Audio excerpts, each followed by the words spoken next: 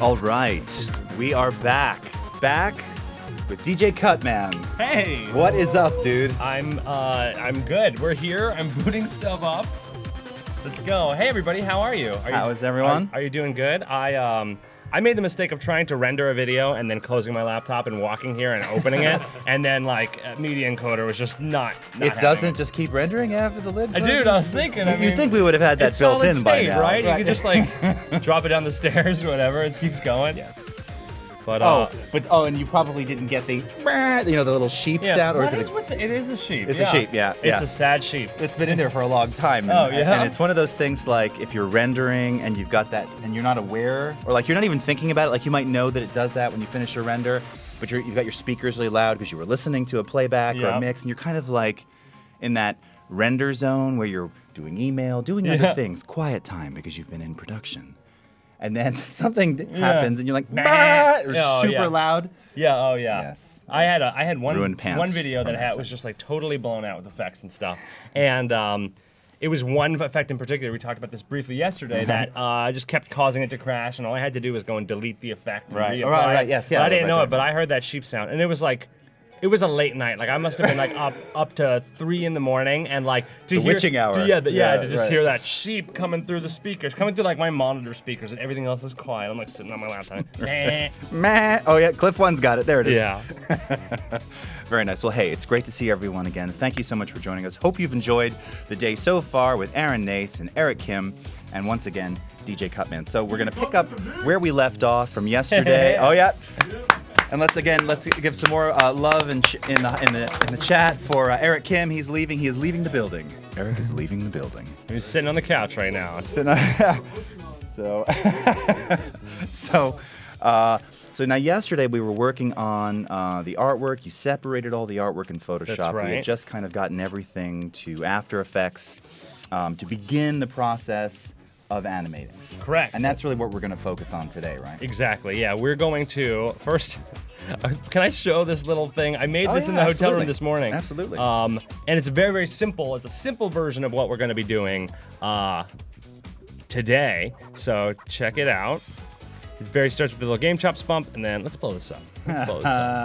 It's Pokemon Flow. It's a new track by James Landino, and nice. Now that we're in After Effects, I'm gonna have to just wrap my head around the fact that we're gonna have to render if we want anything. Yeah. We have some very basic tempo map stuff, and look at how fast it is on this new computer. It's awesome.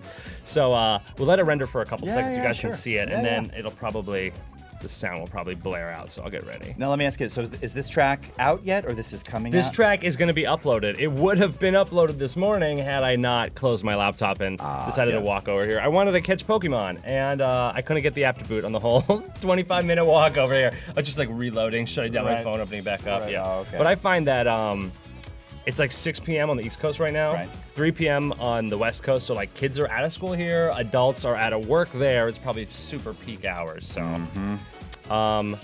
let's give this a rip. The sound's gonna play, so you want to bring that down? okay. So yeah, here, let's... And we'll see just some basic temperature, music synced animation, so let's check it out. We have, of course, the spectrum, the Pokeball in the middle. This thing is the rotation parameters controlled by an expression. So as the beat hits, the ball kind of rotates like a Pokemon's trying to get out of it. Of course, we also have the Spectrum, the famous Spectrum plugin in After Effects that you've seen from all my videos, and every YouTuber who uploads music has some variation of it. This is my custom built one, and I'll show you some tricks on how to make it look really good. Looks awesome. Yeah, we actually have 2 instances of it, one on the left and one on the right, because if I did just one, it would be all the bass frequencies are the biggest, so it kind of makes the video a little lopsided. So just recently, I started applying 2 that are mirrors of each other. Had you considered the mirror effect? In After Effects? Oh, I actually hadn't used that. What does that do? Oh, does it just flip it over? Yeah, and it's like a seamless mirror. It's quite beautiful. We got to play with that. Yeah, you got to play with mirror. So I also have some manually, the Pokemon going in and out. That animation is controlled manually. Oh, nice. I wanted to show up this project just because some of the stuff that I do is really elegant, and some of it is definitely not. Slightly inelegant. Come here, microphone. Here. Go Team Valor. Yes. Let me go hit fun at you Valor and Live. see all of my stuff. Yep, see, there it is. Look at all these keyframes with basic easing on it, and that's how we do it. Same with the animation. I'm just animating the color range property manually, so the background changes colors, which is a nice little way. And then if you look very faint in the background, I have, and this is something I just discovered this morning, After Effects actually handles animated GIFs really well. Yeah. And so I have an animated GIF here I found online that is blended with everything else. So you can see when it's all together. It's blended with a little VFX background that I made. It was a 30 frames a second animation that I made 60. And then with the added blend mode on the spectrum, it all kind of blends together and gets this nice quality. With any kind of color stuff, I really want the spectrums, these little guys, these rowdy buccos, to sort of blend in with everything. So I'm using the color dodge blend mode, which keeps them kind of red. The colors are pink, but as the background changes color, the quality of them changes a little bit too. So it kind of, as you can see, where the green is, it's getting a little bit more of a green hue, and where it's darker, it stays more pink. So it feels like it is in fact adapting to its surroundings. So we get this more sort of cohesive.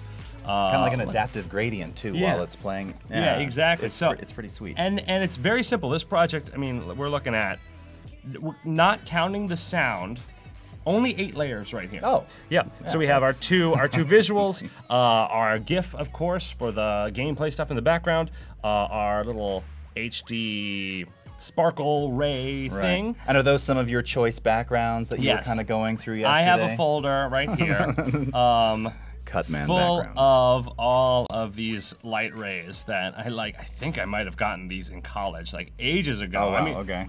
And Right, yep. and they're not much to look at on their own, but layered. This one looks a lot like the Focus Features one, and I always want to be like, indie movie right here. That's right. Right here. Classic indie movie classic logo. bokeh. And then this is the green one is the one that I'm Circles of using in this video. I really like the sparkles and nice. this kind of like left-right diagonal kind of waviness. And Very then, organic movement too. It's yeah, but the green wasn't the right color, so I ended up using a color effect. Which one? Microphone, you're in my way. yes. The hue saturation, and then I just animated the color range property, and then it's one long keyframe. You can see it starts here, it ends here, and then Very it's nice. all the Oh, way yeah. over here. Very nice. And I actually deliberately don't start the animation until the logo is gone, and then I stop it when the logo returns, because if the same color purple is the background in the logo just vanishes. That's right. Yep. It just vanishes. So that allowed me to sort of have this control, and also gives a nice kind of bookend feel to the video, where the color changes throughout the whole thing, but at the beginning and the end, it doesn't. How long is the tune? The tune is 4 minutes and nice. 18 seconds. That's awesome. Yeah, and the video is effectively done. I'm going to actually, for my own sake, I'm going to try adding it to Media Encoder. I'll show you quickly the preset that I use to render YouTube videos. It is pretty obvious when you know where to look, but it did take, oh look, it already, the preset is YouTube 1080p, of course, but it is an H.264 preset. So if you're looking at something else, QuickTime maybe, or MPEG-4, if it's come up as a default, you will not see it there. That's right. But H.264 is the codec that we use on the internet. Yes. And the default is match source high bit rate, which might sound good, but It's okay. It's not as good as it could be. I just That's tap right. Y, and then I get the 1080p option. That's the one you want to use. And if you're doing anything like scaling, or you're doing a lot of color blending like we might be doing with the up, up, down, down track that we're working on today, having render at maximum depth and maximum render quality really helps. I'm not going to need maximum depth for this project. Right. And but that render maximum quality is essential for any kind of downscaling. That's like a #1 top tip if you're going to be going from 1080 to 720. Any kind of scaling, you want that box checked. Oh, really? The Yeah. maximum depth box? No, maximum quality box. Oh, yeah, exactly. Yeah. That is for scaling. And also, if you're blowing up, I find it also makes it a little bit Absolutely. nicer. Any kind of scaling up or down. Yeah. Yeah, so I scaled up that GIF, so I'm going to have maximum render quality on. Nice. I am going to hit render on this thing. Gonna go for it. And I'm going to go for it. We're going to see how well the computer performs. And of course, if you need that CPU while working on the project today, I'm going to pause it because Media Encoder is so delightful, and you can just pause your render and get your whole CPU back. So. Yes, indeed. All right, hold on. I'm typing in IRE. Nice to see you. just put the link in there for the survey. Oh, there's a survey. Tech Nuggets was just asking you, can he find you on Steam? You find me on Steam? Not really, actually. My Steam account is personal, and I don't use the messaging program. I don't have a lot of achievements, and I'm just not active on Steam. So no, is the short answer. I'm sorry, but Twitter is the best place to get in touch with me. So if you want to hit me up, you can send me a message on SoundCloud, but don't. I mean, you can. By all means, you just won't answer them. I'll get it eventually. Right. But Twitter is probably the Alexander. best place. And this is kind of exciting. I just got verified on Twitter this morning. It came through. It did come through. Oh my God, yeah, that was so fast. I know, and they just opened up the ability to Apply for verification. Oh wow, so And, was it I even got- 24 hours? No, it wasn't, because I applied last night, Yeah. after dinner. I was like, I'm amazed and you I were able woke to do up- that after yeah, dinner, quite yeah, frankly. yeah, I know. It took Having had dinner together, it things was swirling around the table. Yes. yeah, but Yeah, I got leave it, it and there. now let me show. Guys, is my computer still up? I want to Yes, it is. look at this. Okay. Look at what I have. Now anybody who's not verified, you haven't seen this before. Verification is a very interesting thing. It allows you to make Twitter an awful lonely place. I now have the ability to look at only other verified accounts, which kind of makes it like I just started Twitter. Very you're few verified. notifications. People that I recognize and have nothing to say to. So, great. Oh, hey, Premiere, what's up? There you go. So, yeah. So that's exciting. But if everybody has the blue check mark, does anyone really have the blue check mark? Right, I I felt like mean- it was so rare, but now I looked at my feed But this now morning. you do. Now I do. So That's awesome, man. That's well, awesome. thanks. Congratulations. It Well feels deserved good, and I verification. have now this lonely verification tab. So, whatever. Right. Let's get into the project today. Oh no, Okay. the render's failing. Let's look at our logs real quick and find out why that might be. Oh, and I had your sound turned down. That's why we didn't hear that. That would have been. Oh funny. yeah. Should have kept it up. Sorry. Selector 9. Component H.264 of type exporter. That seems to me like I need to quit media encoder and Yeah, read you it. might want to do. You didn't really do a restart. I didn't at the Yeah. start of the stream. You no. might want to do a quick little. We've got a second here to chat before we come back. Yeah, let's do that. All right, so All right. Yeah. So we'll Okay. just go to the two shot of us for a second here while you're doing a quick restart. Probably a good idea. To be honest, and I've done this myself, and I don't blame media encoder for this. I'm rendering. Can't wait. Close the laptop. Come back. Try and continue. Yeah. It's like it's stuck. The GPU. You can imagine, right? It's like all this stuff's working, and then you kind of cut it off. yeah, and randomly. the real mistake that I made is that I was rendering with a file on my thumb drive. I paused the render, ejected the thumb Oh, of drive, course. put it back in, being like, it's still there. Yeah, right. That's right. You make After Effects fun. After Effects is fun. Mm-hmm. So we're restarting now. This is very exciting. Is my mic okay? I like sussed up the mic stand a bunch. Oh, you're fine. I like kept moving it. You can hear me okay? Yeah, you're good. You're Okay, good. that's I can even increase your compression a little. Oh boy. Oh so boy. Oh boy. yes, indeed. So now let's see. Someone was just asking if you could share those backgrounds, but I imagine They're purchased Yeah. from and good. right. You were saying yesterday you didn't even quite remember where you got all these collections from. You've had them forever. I've had so- them forever, Yeah. forever. And I think Video Copilot, maybe. I know they do still sell stuff Mr. like Andrew this. Kramer himself, whom Yeah. we were referencing yesterday. Yeah. Yeah. They've got tons of those. Rampant Design is another. They make tons of templates, overlays, backgrounds for After Effects, Premiere anything.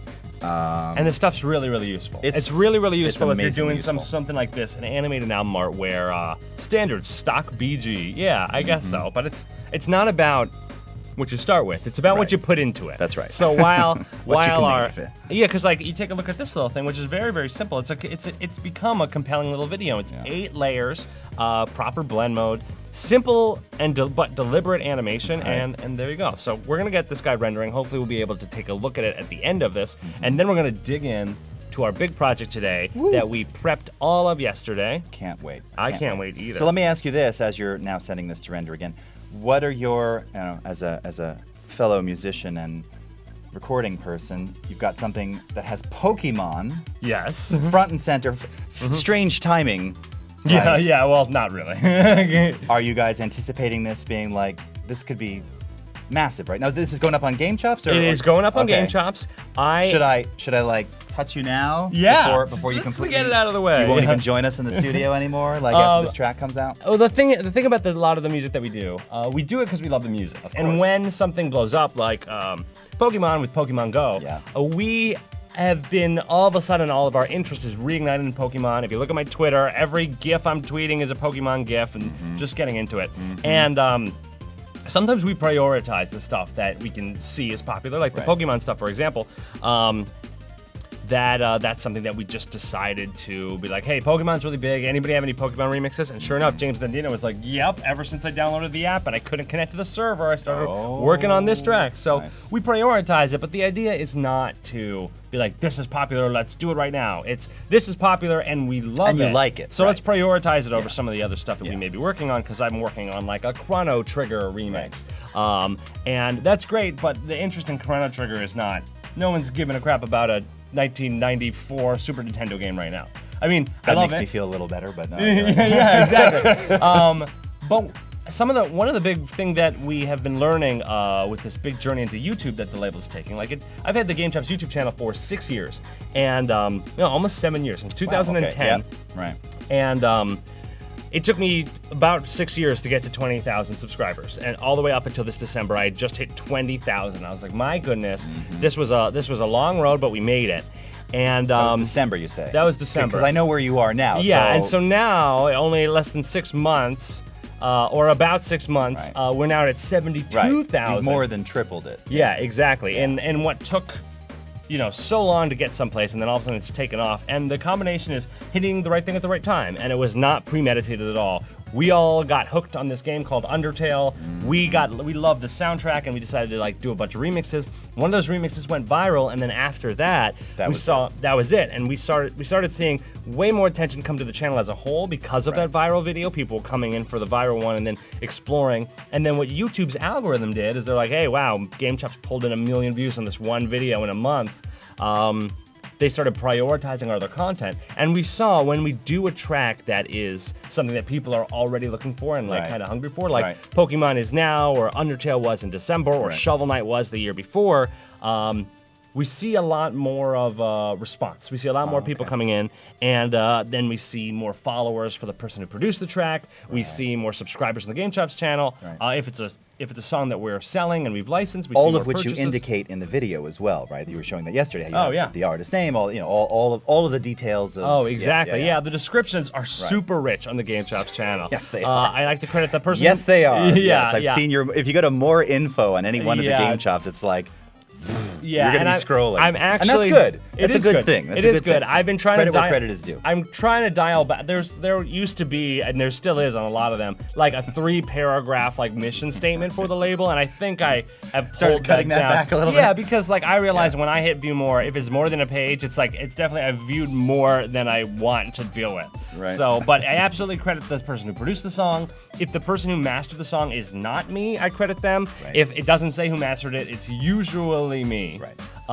And to be honest, when I was in film school, I fell into the very embarrassing trap of putting my name more than once on a thing. In the credits. It's embarrassing, and it doesn't feel produced by, directed by, edited by, mixed by, mastered by, dude, assembled by, published and by. it's a very easy mistake to make, and you want to take credit. You want to let people know I did all these things. I want people to know that I did it, but you get a little bit away from the project, and it is embarrassing. Yeah. So it's hard to watch after the fact. My gosh, yeah. When you watch it, you're like, yes, directed by, yes, produced by. Oh, I wrote it too. Hold on, actually, you got to go back to the cut. My glasses are fogging up. Yeah, exactly. I don't know what that means right now exactly, or why, but because of all these credits. All these credits, it's so much. Cliff and Alexander were saying that yes, Kramer is the man. He is. Andrew Kramer is something else. Nice. Okay.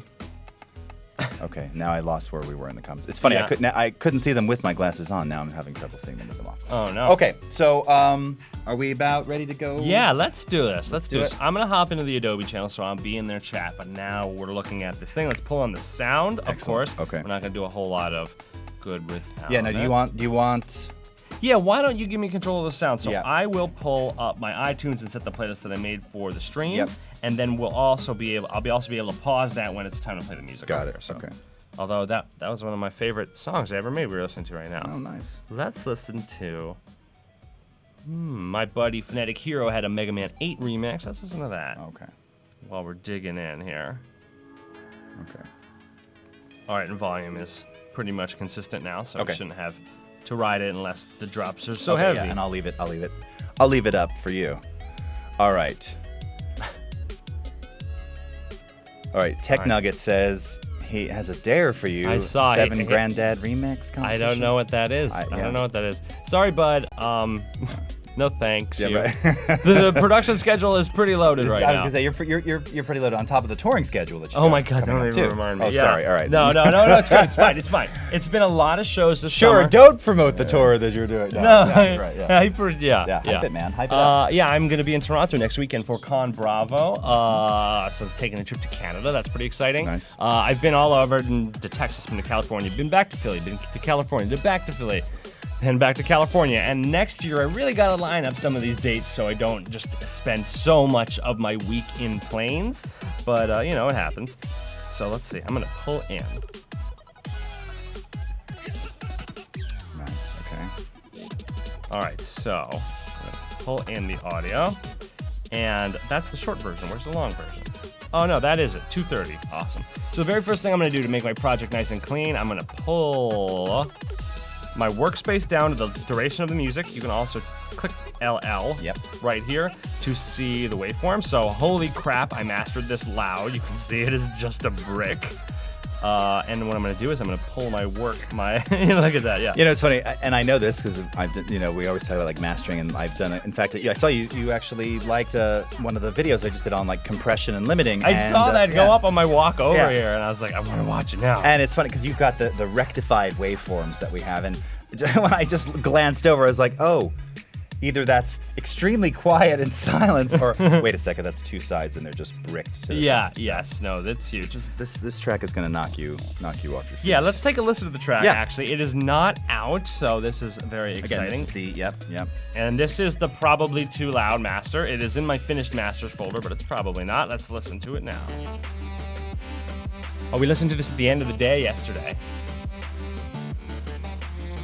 I'm not using El Capitan. I am using, what am I using? Imagine you're using Yosemite, right? Yes, I am. 10.10.5. Yep. Me too. Should we update? All the Adobe stuff probably works, right? So, the truth is, with what's the next one that's coming already? There's another one already? Shady or something? I don't know. I heard that El Capitan's pretty shady. So here's actually. the thing, like, I never moved to El Capitan. There were some issues several months ago. I'm a big believer, and I like yourself, I've got a couple things I'm kind of already working on, stuff that I've been editing on the stream. Mm-hmm. It's just taking a while. I have no great desire. I don't need anything that's in El Capitan to make me move forward. So I'll likely wait because it's probably going to be in 2-3 months. Yep. What is it called? Like Sierra, thank you. When Sierra will hit. El Capitan is a weird name. El Capitan's a weird name. Like, anyway. I was down with the cats. Like, For an operating system. Yeah. It's strange. So, the truth is, I know people who've had great success using it now, like after its subsequent updates, but I'm not moving to it until I'm not going to move to it. I'll wait till Sierra. Yeah, I probably will too. And I'm also thinking that, what's the word? Just thinking about El Capitan made me nervous, and I was just like, I don't know if I can do this. Yeah. So why don't we just work on this? Okay. Why don't we work on this video? That's right. Let's not update our operating system in the middle. No, of yeah, just like just go for it. All right, so I like this part. The collapse there. All right, so we're almost at the end of the tune, and this is what we have to work with. These are all raster layers pulled out of the Photoshop document that we cut up yesterday. And what we're going to do, without me having really planned anything at all, we're going to get in here and animate some of this stuff and make this kind of cool. There's the chorus again. So the first thing I'm going to do, just to get it out of the way, is I'm going to right-click on my audio layer, go to Keyframe Assistant, convert audio to keyframes. I'm really happy that After Effects now gives you that analyzing audio box, because it didn't used to, and if you clicked off of it while it was doing it just wouldn't. It wouldn't show you. Yeah, that was it. Yep. And it's hard to be patient sometimes. Yes. So I don't want to be patient. I'm restless. What movie is that from? It's the story of my life right there. So let's see. It looks like we already have this nice raise layer here that we put in last night, and it looks like it's got an overlay blend mode. And the blend modes are the key to this, absolutely. So like getting the right blend mode for the right layer is going to really, really make a big difference. And I really liked actually watching you yesterday do that, because Aaron was doing some of that yesterday with Rufus, and just how you were saying sort of like, I sort of know which one I want, but you still kind of go through them to audition them all to really see what's going to work, because you've got so many other things going on and what might occur as you're animating and blending. Right, exactly. It's hard to make a call without seeing them. So a little bit of trial and error, but I definitely have some ones that I lean on. I like Color Burn. I love Add. Add is a great one for light. Multiply is a great one for shadows. And every once in a while, I'll end up doing something that looks really cool. I'm using Overlay for the sunbeams, the light rays, and I think that looks really good. If I do Add, it made it a little bit too washed out, but it actually kind of looks nice too. I love Add just all the time. But this one I think kind of helps focus it. With Add, we have a little bit of a lighter background. We're losing a little bit of the contrast. I was going to say, you're losing a little contrast with that one. So this looks good, and it makes the stage kind of pop a little bit more. I'm going to do the obvious stuff first because it's obvious to me. And this is usually how I work, is I'll animate a few things that are very, very like, this definitely needs to happen. Like this smoke. We cannot have static smoke in a moving thing. Yeah. So I'm going to use an effect that I lean on so hard these days, Wave Warp. Yeah. Yep. So we're going to drop Wave Warp right on Mega Ran Smoke, and then we're going to go ahead and adjust the height. I'll make it really crazy. Like, that's not what we want. Right. But, you know, now it looks kind of like a waveform. Yeah, exactly. Sort of works. And this is the technique I suggest everyone do. You said this yesterday, which is crank those values all the way up so it's really obvious what it's doing, and then pull it down as much as you can while still seeing it. Crank it up. So there we go. That looks nice. Whoa. It's going to be a super long delay with this. Oh, did we just lose? Are we still live? I can't hear me. Yeah, no. Beetle with the good hair. Oh, there we go. So let's go. Thank you, Ellie Rocks. All right. So we're going to... I'm adjusting the wave width now. I don't want it to look like wavy. I kind of want to hide the effect. So by making it larger, it's less apparent what's going on. Right. And then I think I saw it. That looks good. And now I can scrub through the timeline to see the cycle of what it's actually going to do. Yeah. And look at that. So let's. I'm gonna just turn off the audio now, so we don't have to deal with it. And look at how quick it just does that. It's not RAM preview anymore, right? RAM preview, rest in peace. That's right. It's just preview. And look at that. And like, oh, that looks good, but I'm seeing some things that are kind of weird. One, it's moving a little bit too quickly. A little too quickly. And the direction is not quite right. So I'm going to pull the direction down. So basically, it looks like it's coming out of the barrel and whipping around it. The speed is too fast, so I'm going to pull it down. And I actually could probably... The height looked good. Pinning is actually a really nice effect that doesn't always work. But I'm going to try the... Wish I could do the bottom right. Can I do that? Bottom edge. Pinning allows one part of the thing to not have the warp affected to it, so it could make it really look like the smoke is pouring out of the barrel. Bottom edge I have right here. I never raise the anti-aliasing quality, which is the opposite of how I make music. And when I make music, everything gets the highest settings no matter what. But in After Effects, I actually find that the default low quality things are almost always acceptable. I suppose if you were working with really big footage or an effect that was really obvious, you would want to clean it up. But for something like this, it seems to work out just fine. Yep. Now it's pinned to the bottom, and the bottom is actually the part that's coming out of the barrel. So now, it's looking pretty good. Yeah. A little snaky. So let's bring the wave height down just a little bit more. Again, I'm not trying to make this an obvious effect. Right. I think the art of this kind of animated Almar thing is subtlety, to do right? a bunch of subtlety, like a lava lamp. It's not like those balls aren't like ping-ponging around like a pinball machine. They're Who in the chat moving. had a lava lamp? There may not be so many hands for that. I will tell you, and it's curious because it was in purple. So I had two, but I had like the old school, like the classic, like the yellow with like the red lava and the yellow. The red stuff and Yeah. the yellow lava. I got Uh-huh. really old, like 60s-ish one, and then I got one in the early 80s. It was a white base. It looked kind of like those old Nagel paintings. It was a white base, same style, Look at clear these guys. liquid. Oh yeah. I miss these things are Yeah. cool. They're yeah, still cool. see this classic one right here. That's like the one, or maybe it was that one. That's the one I had That's right the here. one This right middle there one, in the middle, yeah. And the one that you don't see is that I had this like, it was like this clear liquid with purple, that same color purple lava, and it was bought in the 80s, and it just looked like, I mean, it was a lava lamp, but it just looked so 80s. It didn't have the, it didn't have like that 60s, 70s vibe to it. So I always kind of hated it. Yeah, so it looks like a bunch of people had lava lamp. There you go, oh my Green one, God. Blue one, yeah. Ellie, They're fun. Vivini, nice. Evil Cerise, CPR. Now I'm looking at this smoke and I see something Spencer's, now that's that where it's I got moving. mine, I think. Spencer's Gifts, Spencer's, that's remember gotta that? still be a thing. I feel like Spencer's is one of those companies that was too big to fail. I mean, the people still want to buy bullcrap at the mall, like, right? Where else are you gonna buy fake vomit, fake dog mess, Yeah. shirts that say, Ghostbusters on them? Although now I imagine you There's can probably buy a them lot of them, everywhere. yeah. But I back mean, in the day, Amazon. that's for where all you this used to get a stuff. lot of rock T-shirts too. Like Oh, you yeah? could find, you like. That's right, yeah. You yeah, could yeah, get yeah. they'd have like random, and again, you got to think of the era, but it was like at their peak in like the late 80s, early 90s, it was like, you could always get like a Def Leppard shirt there. Yeah, exactly. Punk rock shirt. So now I'm it seeing is. that there's actually a little artifact here, part of the smoke that's hanging out, okay. and I don't like it. You can't really tell when it's sitting there, but once it's moving, it feels a little out of place because it's not connected to everything else. So we're gonna go back into Photoshop and the glory of the Adobe products indeed. being connected.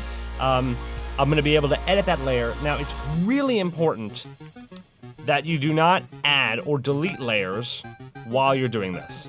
I don't know if there's a way to do it, maybe you do, but if I add or delete a layer, if I add a layer, I go back into After Effects, it won't be there. And if I delete a layer or change the name of a layer, it just goes like footage offline. Yeah. I'm not sure how to deal with it, but the important thing to remember is do all your pre-production. The 2 hours we spent yesterday, What we talked about yesterday. it's really important to just get it right then. And, worst case scenario, you have to do it. What I've done is I've deleted all the layers, did a save as, pulled it in independently. Right. And that totally works. Yep. But being able to hold everything together, it's really, really nice. So let's go. We're going to look for Megaran Smoke. Here it is. I'm going to go into the Smart Object. I'm going to do my old-fashioned There's trick that little bit there. of adding a black layer behind it so we can see it. Look at that. Yeah. And we don't like them. We're going to say, hey. We say, hey, Bucko, get out of here. And in all honesty, I mean, once everything's kind of moving, maybe it wouldn't be so obvious, but since you It's- caught it now. It's obvious to me, That's so right. we're getting exactly, rid of it. right. And Sometimes you leave the things in there, sometimes you don't. see, now there's actually, it's on 2 layers, and one layer, the top layer, which is like a solid shape, you can see right here. One layer is more of solid, the other layer is like a blurred out version of it, and together they make the convincing smoke. Yep. But the top layer is where I really can see the brush stroke, and we don't want that. So I'm gonna leave the bottom layer, that little ghosty thing, so we still have the volume that this first thing sort of implied, but we don't have to worry about it. Oops. And if you forget to delete your layers, that's what it looks like, ladies and gentlemen. All right, so I saved and tabbed back so quickly. Did I save? I didn't. Here we go. Now we are saved. And there we go. And now it's gone. And now let's look at it move. All right, let's preview it because scrubbing is just instant, like, pixel-tastic time. And that's probably my settings because I normally, when I'm scrubbing, I'm looking for the obvious display of animation. Like, is everything moving properly? And I don't care how it looks. I just want, that's where I spot check. And you'll see when we get to the end of it, I will scrub through the whole thing. Oh, yeah. To just check everything's Spot check. looping seamlessly. Yep. So look at this. This is nice. I actually feel like we could blur this smoke a little bit more. And I could do that in Photoshop, or I can do it here in After Effects. And today's the After Effects day. Let's do it. Hey, didn't you suggest box blur for Box smoke? blur, yeah. I have never used it. Let's do it. Let's do it. Not that this matters, but my computer has seemingly just died. Oh yeah, and you pull the HDMI cable out and do maybe that. wake up the... You popped into the mic and I was like, that's a weird sound. Sound effects included with Adobe Creative Cloud. Look at this, and we can blur it out really bad and just squish it. Yo, this box blur is awesome. Yes. What makes it different from the Gaussian blur? So It looks better? it does look better, but part of it is that the Gaussian blur will blur all the way to the edge, right? So everything is continuously blurry, whereas the box blur kind of maintains. He was showcasing it yesterday. Aaron was showcasing it yesterday with shadows, talking about recreating shadows, and often people use Gaussian blurs to do shadows. Yeah, I do. Right. The thing is, though, real shadows, like the edges, aren't necessarily sort of all feathered into nothingness, No, right? of course a lot not, yeah. There's definition. The box blur preserves that, and he mentioned something about with smoke too, and yeah, it looks. I like look at it. Oh, look! If we blur it really hard, we can see that it kind of like you still see the edge detail, but it seems to dissipate a bit more naturally. It's so right nice. now is just how it's drawn a little bit too hard, and look at this, which is a little bit of the box blur, and it looks much more natural. Aaron Nace, Flern. That's okay. This is dead. That's scary. That is scary. And it's not the like. It's not the. Wait, this is me typing in a movie. Oh wait, See, it it just came works. back. There it is. Boom. I had to type like I was in a movie. Okay, that's it. I've had that too. Where the screen goes black, but the computer's still lit, so to speak. Still lit. Right. I'm also putting the box blur before the wave warp, because I want the warp to apply after. Yes. Because I don't want. I feel like, and I could be wrong, but I feel like, from a processing standpoint, blurring it, then warping it makes more sense than warping it and then blurring the already warped thing. And sometimes I find that the order your the order your effects are in actually can make a big difference. In audio, it can make a tremendous difference, and in After Effects, it can too. Yep. So I just dragged the box blur above the wave warp, and I noticed the smoke just looked a little bit nicer. Now we're seeing it. Oh wow! Yeah, and look at the it looks difference really already. nice. Yeah. Look at the difference. And the cool thing that we did, that because we've done it here, we can control that blur if we want it to get blurrier over time and then come back. We can do that with either an expression or we can do it with a keyframe. So cool, man. So then I want to point out too, because you were just talking, you were being serious, and I don't know if everyone really caught it, and I know not everyone here uses After Effects, but this very fast previewing and fast, really real-time scrubbing with all this stuff going on in here. This is part of, in the last several revisions of After Effects, we've done a lot to really improve the real-time nature of the application. And it's so important. Right. I've done a ton of work in Flash, now known as Animate, and what I really loved about it is that I didn't have to render. I could just go through really quick.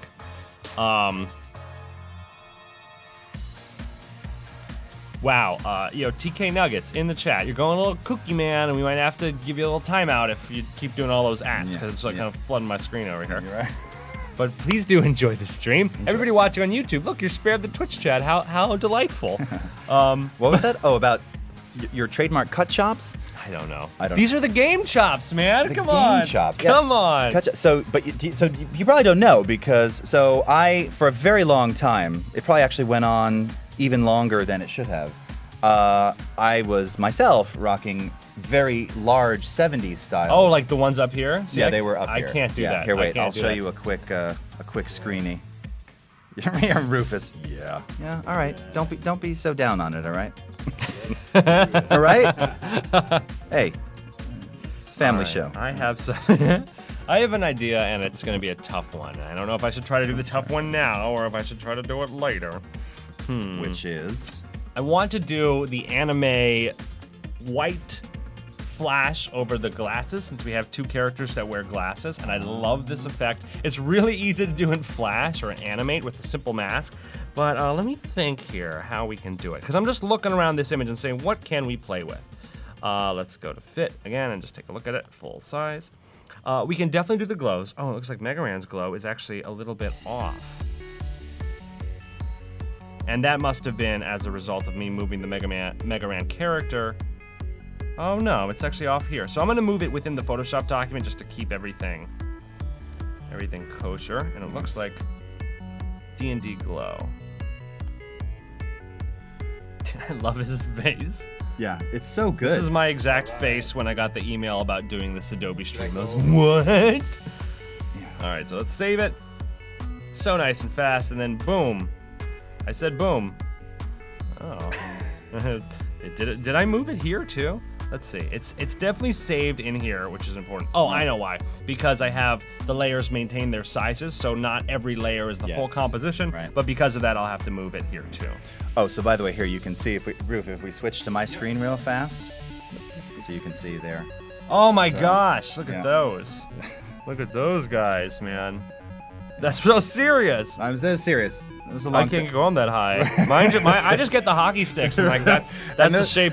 Those are trimmed down, like, and you know what happens, right? Like, cause like you go a couple days and suddenly it's really like, you know, if you guys remember like Dio, you know, or Ian Gillan, or like Ian Pace from Deep Purple, you know, these massive 70s sideburns. Just like it. Yeah, it gets out of hand, but yeah. So, Sideburn Brothers. Yeah. Burn Brothers.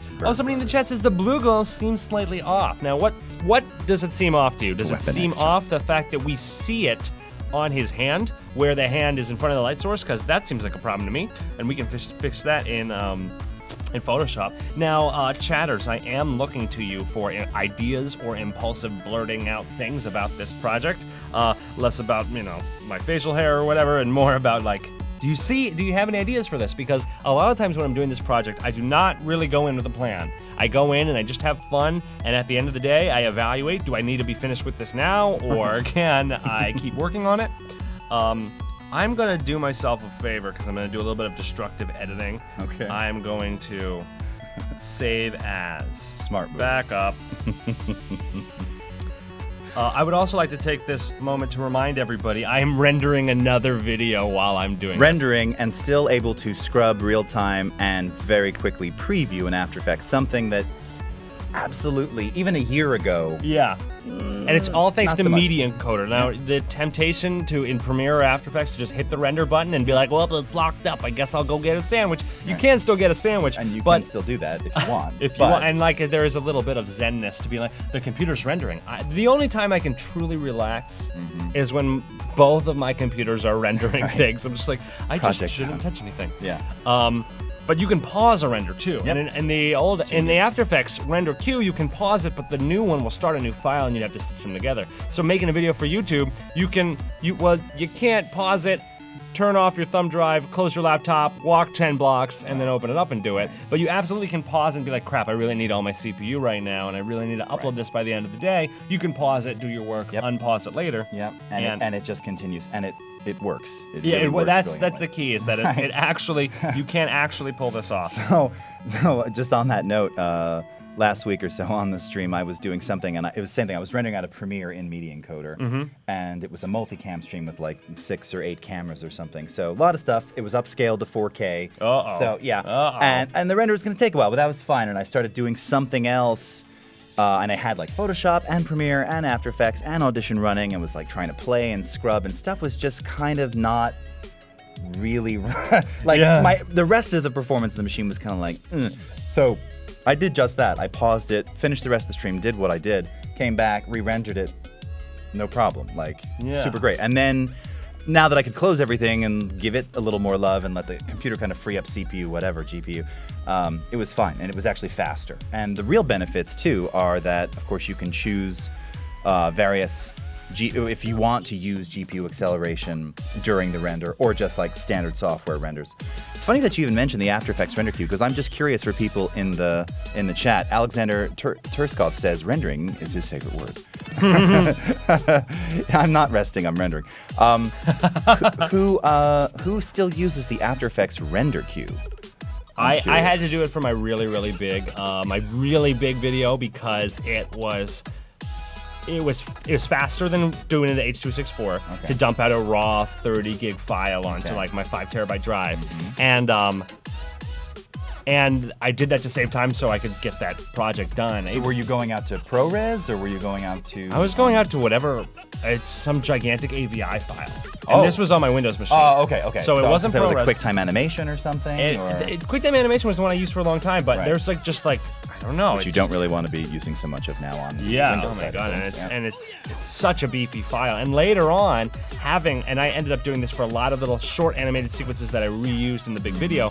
And what happened is I had so many gigantic files that I used to save like 15 minutes in the render, that I had to distribute those files onto 3 separate hard drives just so they would be fed fast enough to render the whole thing. Right. I had to have the reusable ones on my SSD, one big one on one hard drive, one big one on the other, because when they were all 3 on my regular spinning disk hard drive, the render would fail. And it wouldn't always fail on the first time, it would fail on the second one. And because it was the hard drive not being able to feed footage fast enough, Media Encoder was just like, I don't know, I'm doing my job, man. It's like, I got the GPU and the CPU going, and the hard drives are just like, and I could tell because as soon as I hit play, the hard drive instantly started spinning at max, and I could hear it like from down there. So I was Do you ever feel like you can like smell like? I was like, is it burning? What's going on? So is asking, would you duplicate a soundtrack layer in order to boost the volume, or is it a bad practice? Not possible. No, don't do it. Don't do that. Yeah, absolutely. Because it can introduce phasing, where the waveforms can actually cancel each other out. I mean, you probably won't have total cancellation, but you will have some weird chorusy, phasey kinds of sounds. Also, it's not even going to increase the amplitude that much. If anything, if your track was already hot, or say mixed to just below 0 dB, you're just going to introduce distortion. So yeah, definitely don't do that. Yeah, much better to normalize or compress. Right, and we were talking plugins last night. You mentioned a couple favorites. Oh yeah, I just recently got into Max Volume which is a plugin that I like totally made fun of, but just somehow have a license to. But it ends up being like a very simple plugin to get like a EDM kind of loudness out of something that shouldn't have it. An old drum loop, for example, it'll just like blast it up, or like a synth that just really isn't as cool as it should be. Right. It has like 2 different compressors, a low one and a high one, so it can be really nice. It also can give vocals this kind of impossible, punchy loudness that you kind of hear in some pop songs. So. Yeah, so Max Volume is one. You've seen me show you here the Ultra Maximizer is another. These are all like waves. the L1, L2. Yeah, and L3 Ultra Maximizer. That's my kind of go-to for that. And the new gen ISL2 is another one. That's like a broad. I haven't tried that. So this one actually got recommended to me by the BBC and some of our customers who use it for different TV shows. It's a broadcast true peak limiter, so it conforms. And Isotope also, company out of Boston, I believe, they have their maximizer that also has a true peak option. It just makes the CPU go like, but it makes these renders that will just, the way I can test it is the renders that have that on my YouTube videos, which are all of them now, but if you go back like a year, they don't have it. You go back to the ones from a year ago and you turn them down to like 144p, the lowest quality, and the sound suffers a lot. But the one that have true peak, you can go all the way down and it still sounds pretty good. Sounds pretty good. Because you don't have those kind of intersample peaks. This is going to get, we can't go too far We're going to get super nerdy with all this, But basically it makes safer audio. It's particularly when things are compressed through the internet. Correct. And if you were actually going out to broadcast, it'll also ensure that it conforms to the new broadcast loudness standards. That's the area I haven't got into yet. We could talk about that one of these days. I've got a YouTube video on it. It's very boring. I need to know, because right now the way I judge loudness on my like Let's Play channel, on my gaming videos and stuff, is I literally just like open up 2 tabs with my video and then Game Grumps or something, and I was like, mine's too loud, and it's always mine's too loud. I'm thankfully not one of those folks where it's too quiet, because honestly, like, nothing's harder than trying to like watch a stream when the person's just like this, and you just do it. It's just like, and then every once in a while, right, yes, bad setting of the compressor. So do we recommend any plugin for Sony Vegas? Would you just render the soundtrack somewhere else and then only put it on Vegas? I assume, I haven't used Vegas in years. I would assume that Sony Vegas probably handles VST3 audio plugins, in which case you could absolutely use Max Volume, which is a Waves-based plugin, and you could do it there. Ultimately, I mean, if you're going to sort of master a soundtrack, or even just as Cutman mentioned, like just compress, limit, or normalize, I'm a believer that you want to do that in the audio app. Whatever it is, whether it's Audition, whether it's Acid, whether it's does anyone use Acid anymore? Cool Edit, right? Ableton, Fruity Loops, Nuendo, Logic, Pro Tools, doesn't matter. I think you want to do audio in the audio app. Really, but having said that, if Vegas supports VST, VST3, you're good to go, and you can absolutely use it in there. Yeah, if you don't have an audio app, for example, you're using Premiere to edit your video, you can absolutely pull in Legit. plugins. Legit. I have one of my favorites is a company now, FabFilter Pro Q2. It's my favorite EQ. It's just a delight to work with. It sounds great, and I pull that on every single YouTube video I do. I just throw a Pro Q on there. I roll off the low end because I know my mic sometimes gets a little hot, and then I throw the Waves L1. It's an old school limiter. Old school. The thing is, this thing came out in like the 90s, I think, or a long time ago, and it set the standard for what a modern limiter is. But what it does is it has this very safe sound that's just the perfect thing for vocals. You have a couple of little spiky things. The L1, you don't hear them anymore. They're just gone. It's not very good for dance music, but it's the perfect thing to put on a single vocal track just to keep it under control. Classic L1. CBR, what is the topic for 5 p.m. today? I believe we're talking about XD, Adobe XD. I think we're going to have Talon Wadsworth in here. Many of you have seen him on the recent XD streams and out and about promoting Adobe XD. I think they're in preview version 4 now. He's like, can you please stop talking about audio plugins? I'm just getting a headache. Oh, never. We could do this. All night. Yeah, actually tomorrow we're gonna do a 5-hour stream where we just talk about our favorite plugins. Well, you know what? Don't never say never, dude. 'Cause I was gonna ask you about that later, but we'll get there. So really, I mean, you can do it anywhere. Finch, Windows Movie Maker, no, sorry. Richie M. Don't do that. Used to love Waves. Yeah, I know that feeling. Their copyright Audacity. protection is pretty intense, so I understand the frustration. But they make some of the best stuff. They make some of the best stuff. I know. And the funny thing is, you know this because you're on the Mac. So they just did in V9 dot whatever, maybe it's V10 now. I'm forgetting already. All of those plugins, L1, L3, they're no longer AU versions of them. Right now, they've all converted to VST3. If you move to the new Waves install, like the updated installer, which is fine, but it was a drag because I had all these old sessions where and now you can't open the AUs anymore. Why do that? And like Ableton doesn't even support VST3. I can't believe that. Which seems odd, but is it a 32-bit app still? Not anymore. No, Ableton. It's okay. We won't go there. I love Ableton. Yes. But why not? Why not? Yes. Yeah, and Finch, it's just, hey, listen, it used to be all dongle-based. Now, at least, it's cloud-based. Yeah, thank goodness you don't need your iLock anymore. Yeah, right, you don't need an iLock key. It's all done in the cloud digitally. The nice thing is that what they do with their protection is they make it very easy for me to move to your machine. Now, it sounds like we have, he'd already have the same plugins installed, but I could move my license over there, work over there, remove my license very simply. Yeah, it's awesome. It's pretty elegant. Nothing sucks more than leaving the house without clicking the transfer button, but it is much easier than the hours I've wasted looking for my iLock. Nothing will beat that. The person who made this, her name's Christina Danelian, and she is awesome. Let me give you a link. Okay. And I could link without getting banned. This is her. That's right. That's her website right there for the chatters, and it's just ChristinaDanelian.com. And you should follow her on Twitter because she is awesome. And I gave her very little direction. I was like, I need Cutman and Mega Ran and Wrestling Ring and D&D Sluggo should be the ref. And she just nailed it. Right. She just nailed it. So what we're going to do now is get a little bit of some audio reactive stuff in here. Again, I'm working a little bit impulsively today and just being like, oh, yeah, I cleaned up the glows. Let's animate the glows. So the first thing I did is I changed them to an additive blend mode, which I thought looked the nicest. Overlay is kind of cool, but a little bit too mild.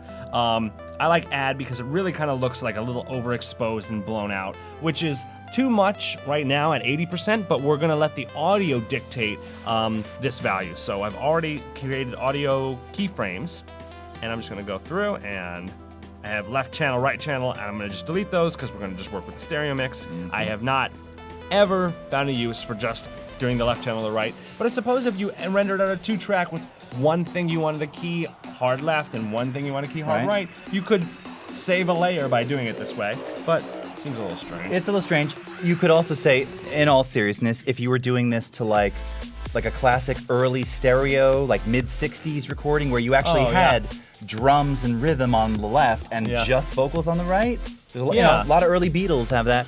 Yeah, it could be interesting. It wouldn't.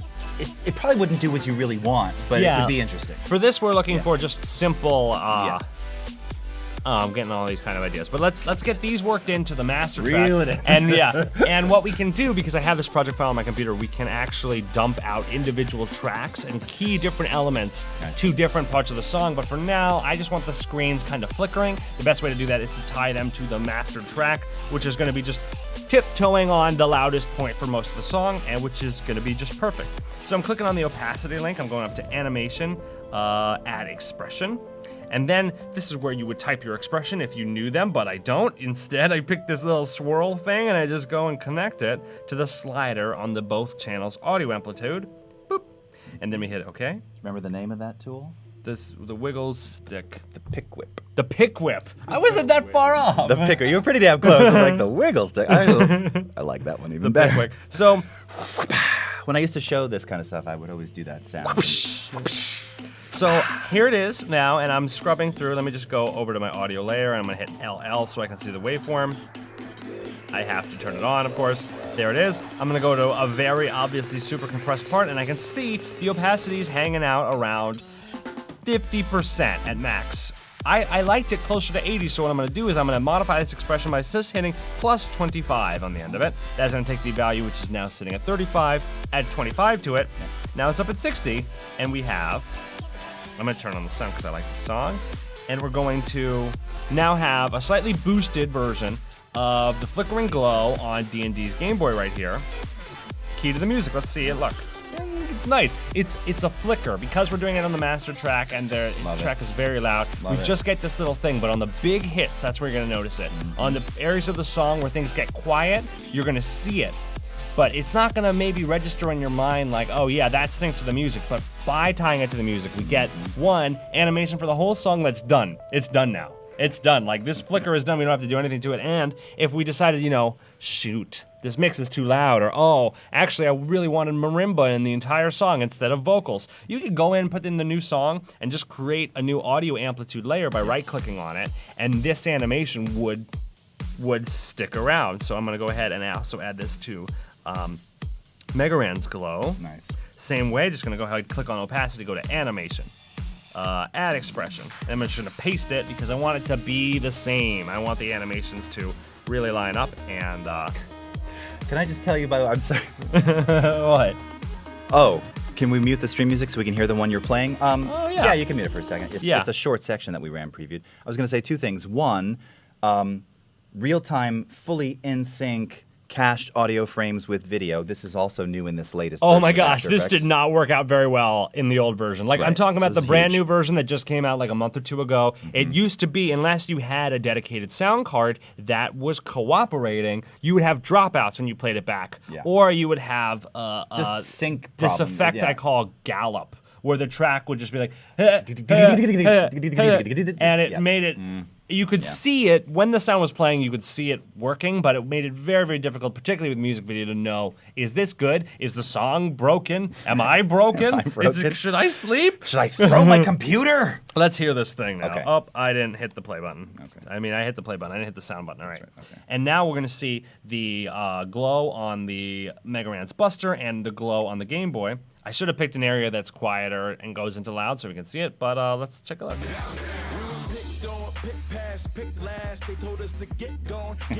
Cool, right? And if you were pulled all the way back, you may not totally put together that the audio is keying these glows, but the result, and as we do this to more elements and we add more animated things, the result is this really immersive lava lamp kind of feel where, like, you don't put together exactly what's happening, but it feels in tune to the music. And oh my God, I crushed this song. Like, look at this thing. There's like no downtime at all. No, dude. There's There's like a millisecond where there's a drop, yeah, right there. look at that, and you can see it here. Boop. Yeah, we're in frames, right? Yeah. Yeah. Yeah. So it's like we're talking like it's 24 or 30 frames. I don't know what you're in 30. I'm at right? 60. I should you're be in 60. All yeah. right, so 60 frames per second. You saw right there the duration where the audio drops or where the amplitude drops. It's like 7 It's frames. like 7 frames. Yeah, so it's short, but you can really see. You can really see the the effect right here. Yeah, it's very, very cool. It's like mid-verse too, so like it's awesome. let's just. So what I was also gonna tell you was Yeah. when you had your music on just a minute I like ago, how this stream is like I'm showing my workflow, but I'm also like learning so much from you, so I appreciate dude, that. it's dope as hell. I can't stop moving to your tracks. Oh yeah? Yeah, Awesome. I'm not just twitching from my usual From 12, being on 12 Twitch all espressos day. a day or being in here all day. Like, dude, I'm like, I can't stop. I just can't stop. Maybe it was also you didn't see before. Eric Kim, when he was in here before, did his usual freestyle. It was also breakdancing. Had several breakdance moments, and I don't know. I'm just I can't stop. And look, I'm no dancer. Believe me. But I make appreciate it. that. Thank you. No, dude. I'm so glad. So great. I want to use so many expletives to describe my excitement It's a and family appreciation. show. I know it's a family show. I said. My mom might be watching. That's right. Dude, it's so expletive awesome. All right. Twitching on Twitch TV. That is right. That's what's happening. So I think Mega Ran also has a glow on his head that's on the same layer. Let's just make sure that isn't weird. Okay. Yeah, so if you happen to catch my hands going, It's nice. It's part of it bothers me because it is not a visible light source, and I like the fact that the visible light sources are the ones that are doing the blinking. But it doesn't bother me because it is so mellow. yeah. It's not like the Mega Buster that's right on a very bright light source and it's more obvious. So It's mellow, it's subtle, and it is one of those. It's one of those elements that actually makes the art look better. it Like, does. it just- It does. It adds this nice contrast Yeah, and vibrancy, and just- that's kind of the beauty of the ad blend mode. Yeah. At 100%, it almost always is a little too much, but bring it down, and it can really complement what's already there, kind of make it more Absolutely. vibrant, more contrasty, which can be really, really good. Technosaur, do the Twitch. Is there an official Twitch dance, I wonder? I don't know. I'm trying to not. Nope. No, I was just gonna get salty. You got some moves? We got the go. GoPro, you know. Oh, that's true. We can follow you in real time. Oh yeah. You feeling it? I Hold on, know. I'm Bruce is not gonna feeling switch it. over. No. You're not feeling. No, I can't do it. But I didn't even know that guy was there. Oh yeah. You'll see it pop up on my screen in a minute. All right, now we're not gonna do it. Sorry, next time. All right. You gotta stay focused. You gotta stay focused. Stay Dude, we focused. already been doing this for an hour and we've only got a couple things blinking. It's okay. It's okay. We're grooving. We're in it. Yeah, it's Can true. you feel it, chat? Can we get some hype? DJ Cutman is here. The Caparol. I just made it up. The camera. Evil series. All right, so let's see. Let's take a look at this smoke. Twerk that And TV. let's see if we can't find a blend mode where it looks better. Okay. Oh, what's up, ad? That ad blend mode, and now look just at it. does it for you. It just it changed it from kind of gray to white, but it also allows us to see through it just a little bit. And actually, at 100%, this looks good. I like it. So we're gonna leave that in. We should probably do something to Cutman himself here. And this is gonna be the tough stuff. This is not something that I'm gonna want to sync to the music. Cutman's animation, it'll probably be something I want to do slower. Okay. You know what we can do? That might be really fun. Well, he's like jumping though. Look at all this hype love. Look at the hype in the chat. So oh my is gosh. Richie, Technosaur, JS Bree, Jonas the Mushroom, Evil Cerise, Bruce Lynn Jenner, creative name, How fast are we going? Ellie Rocks, Oh, guys. Finch, Vivini. Hold on. See, I keep wanting to tap and click. Man, I'm like, seriously, Yeah. you got me. Yeah, we should clap, bro. To the beat, Follow to the me on rhythm of SoundCloud. the night. Okay, good. All right, so then, what else do we got? I feel like Cutman could actually use, since we have these two glows, I feel like Cutman could use a glow. So what I'm gonna do, in a little bit of a hack to keep the project together, I'm gonna go to the D&D Okay, so I was gonna say you're gonna go back to. Okay, I'm gonna go back to the thing. You know what? I might have to actually create a new layer Yeah. because of the way I've made these smart objects. Probably easier. I was gonna say because you have like smart objects in some cases. Yeah, right? exactly. So- And I was hoping I could go into the D&D Sluggers layer and just put something all the way over there, but I don't think I'm going to be able to. So, how to do this? I kind of feel like the best way to do it would be to just add another layer and dump it out separately. So I'm going to do that. I add a new layer called Cutman Glow into the Photoshop document. I'm going to select my brush. I'm going to put it on white. I'm going to make it real big, and I'm going to put it over his eye because in the other videos that we've done with this style of Cutman character, we have had almost. There it is. We have had glow on the eyes as if they're like monitors or something. Yeah. I'm gonna add it to the add blend mode, even though that's not gonna do anything because it's pure white. And then you know what I'm gonna do is I'm gonna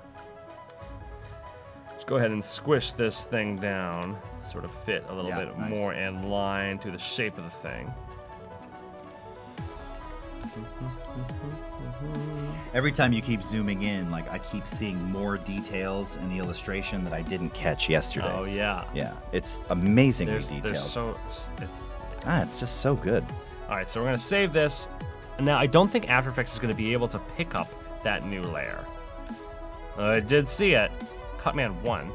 No, that's me. So then what I'm gonna do is I'm gonna just click on this. Okay. There it is. There it is. I see it. Yep. Do a save as, not as a GIF, as a ping 24. Right, yeah. We're gonna do save it. We're gonna go to the my Creative Cloud files, assets. It's be up, up, down, down. Did you wind up selectively unsyncing some things after yesterday? Oh yeah, I unsynced like 80 gigs of stuff. Oh, nice. Yeah. So what I did is I went ahead and saved it as its own file. Now I'm gonna open that file back up, and you'll see why in a second. Cutman, no, it's an up, up, down, down.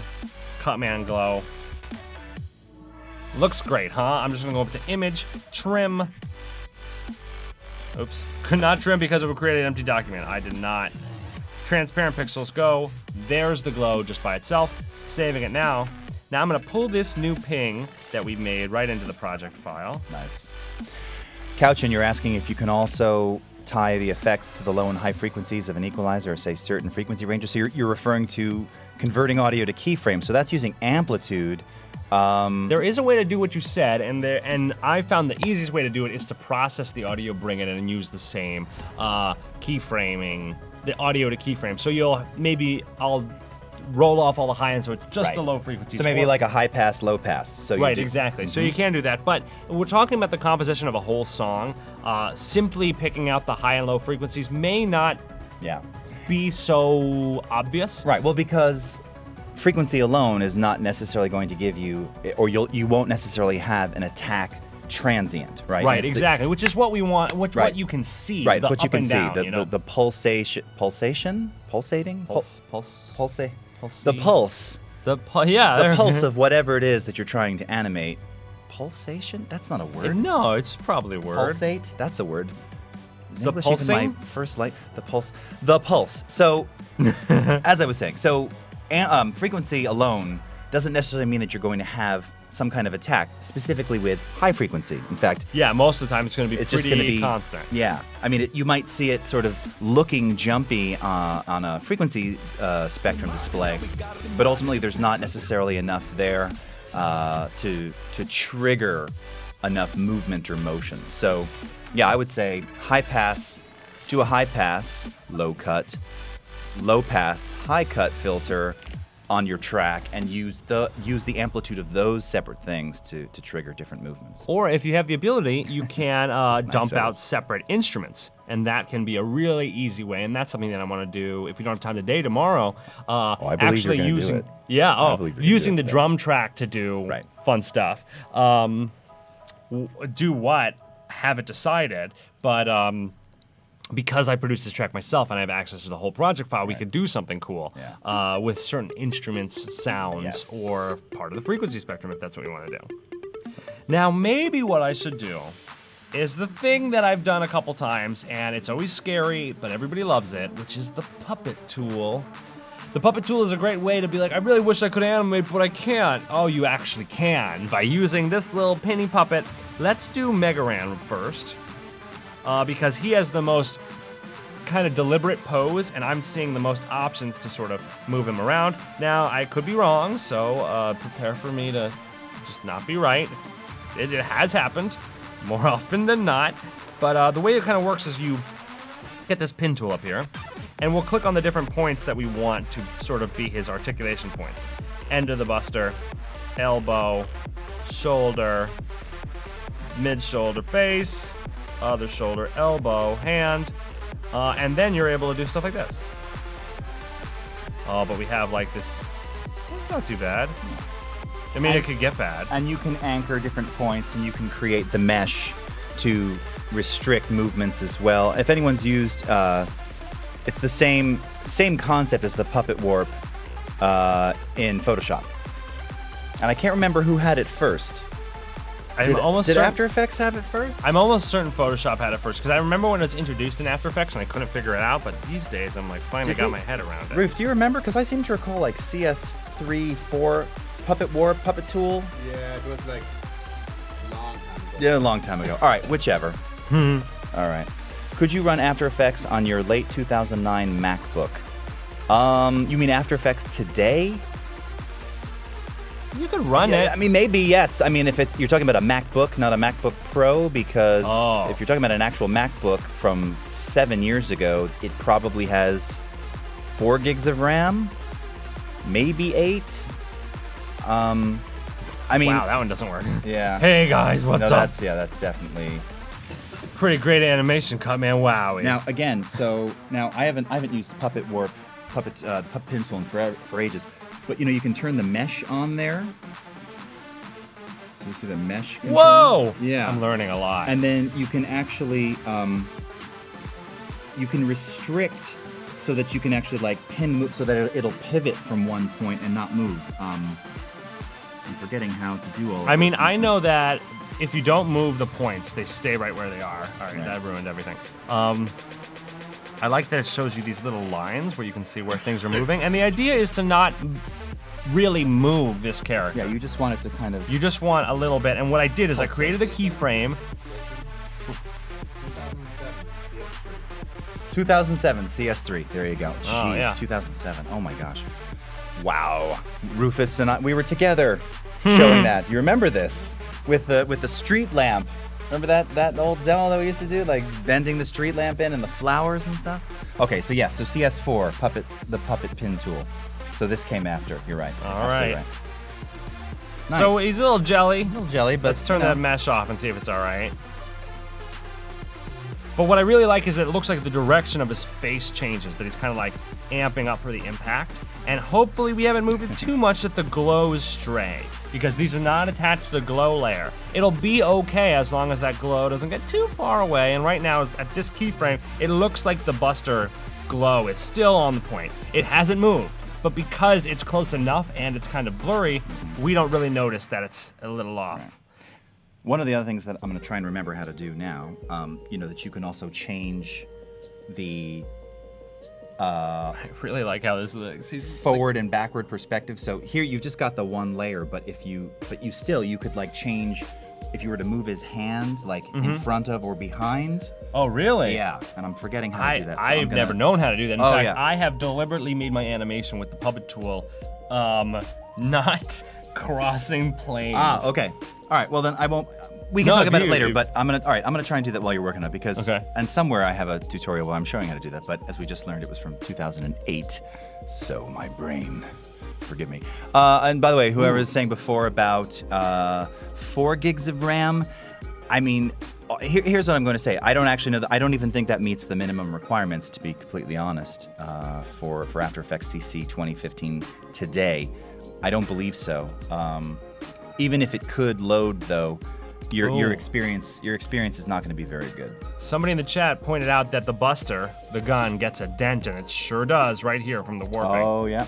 And we got to fix that. So how to do that? This is why we love chat. Okay, hold on a second. So while you're doing that simultaneously, let me just look in here. It's been so long. I'm okay with it warping. I'm not okay with that. Right. Like a little crick happening. Right. So. And you should be able to anchor that. Now you might be able to anchor just by adding another point. Yeah, and I have been able to do Right. that, but the way that I do the puppet tool so I don't wreck the original art Right. is I make all my points, then I go to the beginning of the project, and I make sure that, and I add a keyframe to all of them. Right. Then I go down later and I start editing. Anyone that I don't move, I'll be able to see that there's only one keyframe. So I didn't touch point 4, which is this one, his shoulder. That's an anchor. And I can add more, but at the risk of potentially sussing something up. Yeah. So like I could add one up at this part of the barrel of the gun, go down. Now you can see it's anchored and we're getting some warping, but maybe we can fix that up, keeping it looking round. Again, though, now we're getting a little bit of a warp happening here. The shoulder looks pretty awesome, though. Yeah, no, the shoulder forward and then the mic hand coming down. I'm it really looks- happy with that kind of really stuff. looks And good. the way that the shadow is. Yeah. adapting with it Yeah. really makes it feel alive. No, that totally makes it right. That's absolutely what's doing it. Yeah, it's awesome. All right, let me add another point here. I'm trying to come add down. something, too. Look at that grossness. And we're gonna just try to keep it round. Let's get in here. And again, this is a lot of trial and error, this puppet tool. I learned this one tutorial free on my own, sussing around, maybe about just 2 or 3 months ago. And probably more than that, though. Knowing me, I don't have a very good concept of time. Somebody asked me when I graduated high school the other day, and I legitimately don't know. I was like, I'm sure it's a number that ends in it's odd. Oh, I know it's something an odd number, definitely. That's hilarious. Maybe. Yeah, it's definitely an It's odd number. hilarious. But I don't know. I'm trying to find something that I can pull in here. Okay. AECS6 totally works on a MacBook Pro mid 2009. Not perfect, of course, but it works. Guess CC would too. Yeah, no, Juwan, I mean, again, it might, CS6, very different animal from CC. Yeah, I used to hold on to my copy of CS6 for a while until 2015, CC 2015. That's when I felt like everything was clicking. All my old project files were opening and working all the way. The first jump to CC, I mean, anytime there's a big jump, things get a little shaky, and I like to hold on to old versions. But I'm all in on the current version of Creative Cloud. I feel like everything works. I really do feel like everything works, and that I don't have any kind of compatibility issues. And actually, you know what? I held on to CS 5.5. That's the one I held on to until this year. That's wow. Yeah. 5.5 is awesome, man. 5.5 was a good one. That's where he introduced the camera lens blur that you were talking about. Oh, using. yeah. That was the version. So these are both, I don't know, do we have the same? We both have Retina 15s, right? Yeah. And mine is the mid 2014. I think mine is the early 2015, so they're basically the same. Yeah. Computer. I've got a 2.8 gig Core i7. You've got the 3.2. At the 2. You have the 2.5 Core i7. You have a 3.8? No, I have a 2.8. 2.8, Yeah. 16 gigs of RAM. 16 gigs of RAM. I have the new graphics card, the AMD Radeon R9, but Right. I swear that it doesn't do anything. Yeah. Well, We talked about GPUs yesterday. Yeah. I just don't think And the- that and the- they... yeah. I mean, I know they do something. Right, and the difference is that unfortunately you don't get the benefits of CUDA on that system, whereas Yeah, I've got OpenGL, yeah. Right, I've got the NVIDIA card in here, so I can use CUDA for rendering. Oh, yeah. with Media That's Encoder. right. The NVIDIA cards aren't in the newest ones. Not anymore. Yeah, no. Look at this. Look at this. And we didn't have to draw this. This is all just puppet tool. Nice. A little movements in the shoulders, elbows, a couple of extra anchor points in the gun to keep it round and keep it shaped together. Let's just You did it. over Yeah, here. that's awesome. Wow, that was pretty effortless too. Yeah, just a little bit of trial and error. A couple of points that don't move. It actually looks like the only point that doesn't move is this shoulder. And that's mostly to keep his face from distorting, having an anchor point right here. Tech Nuggets, that machine you just described, yeah, that's absolutely, beyond legit for all of CC. All right, so now let's get this animation looping. We have, oh, please don't tell me I forgot anything. Okay, good. So I'm gonna just go ahead and delete the keyframe on the one layer that is serving as the anchor. And this animation right now is 6 seconds, which is longer than I want. I'm gonna pull it down to 3 seconds, copy the keyframes it started with, go down to 6, paste them, select all the keyframes now, go to Keyframe Assistant, do an easy ease so the movement is fluid and not like kind of bouncy. Yeah.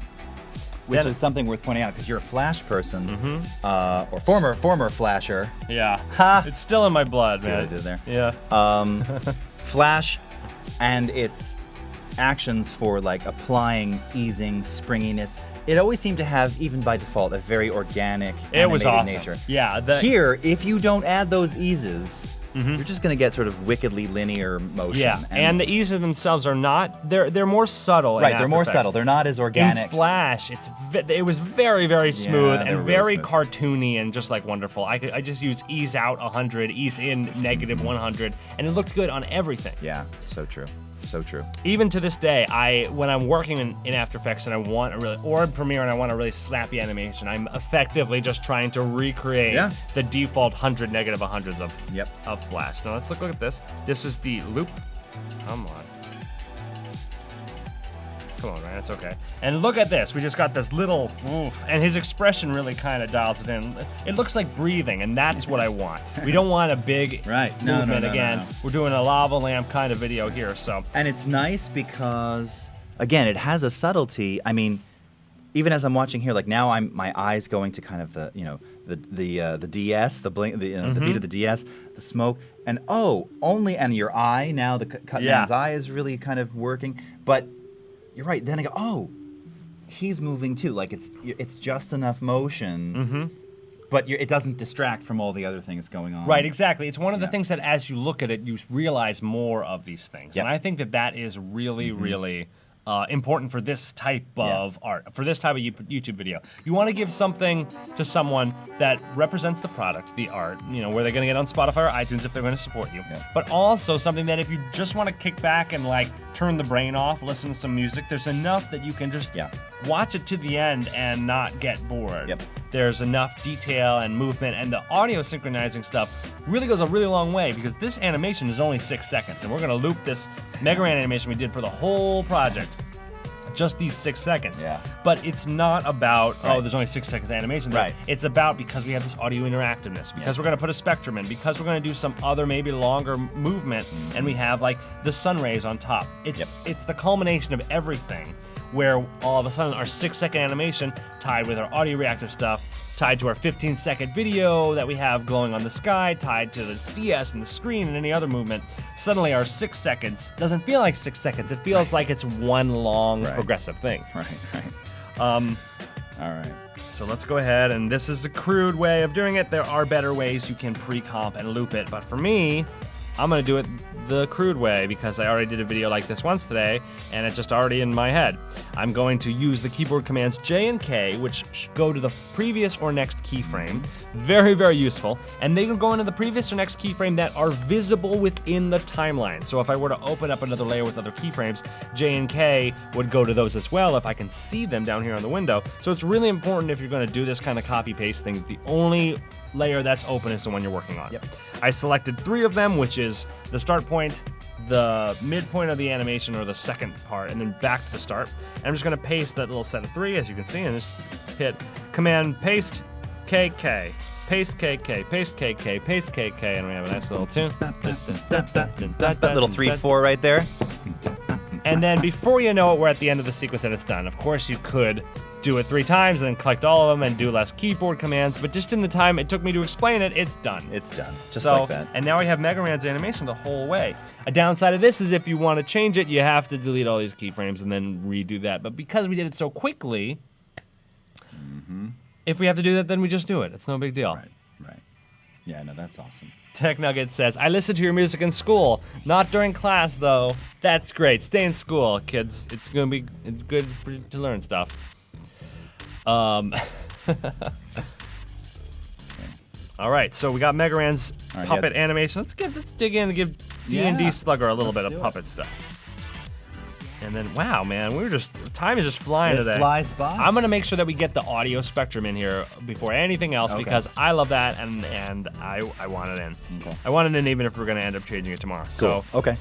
So Mega Ran's glow looks good, the smoke looks good. His movement is subtle enough that we don't have to change those other layers, and that's really nice because once we start having to adjust a bunch of stuff, we can get a cooler effect sometimes, or we can ruin everything. So we're gonna try to keep it as simple as possible. I love how you said that. You just said that so very college professor-like, or you can just ruin everything. It's definitely a thing that happens. Yeah.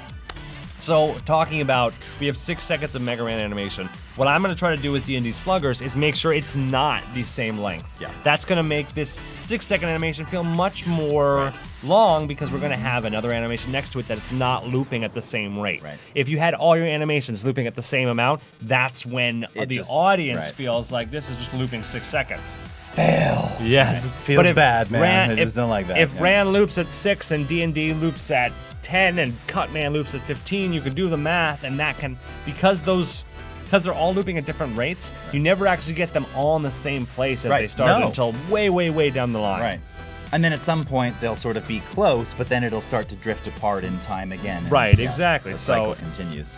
So what do we do to D&D Sluggers? Well, the first thing we're going to do is we're going to throw some pins in.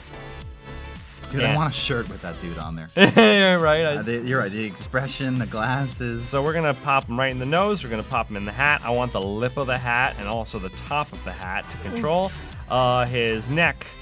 Then, of course, the shoulders, elbows, hands. We're going to see how well that DS handles. I'm kind of worried about it. We're also going to put another nail in this shoulder right here, his lower back, and then both feet, which will probably not move, but I just want them anchored.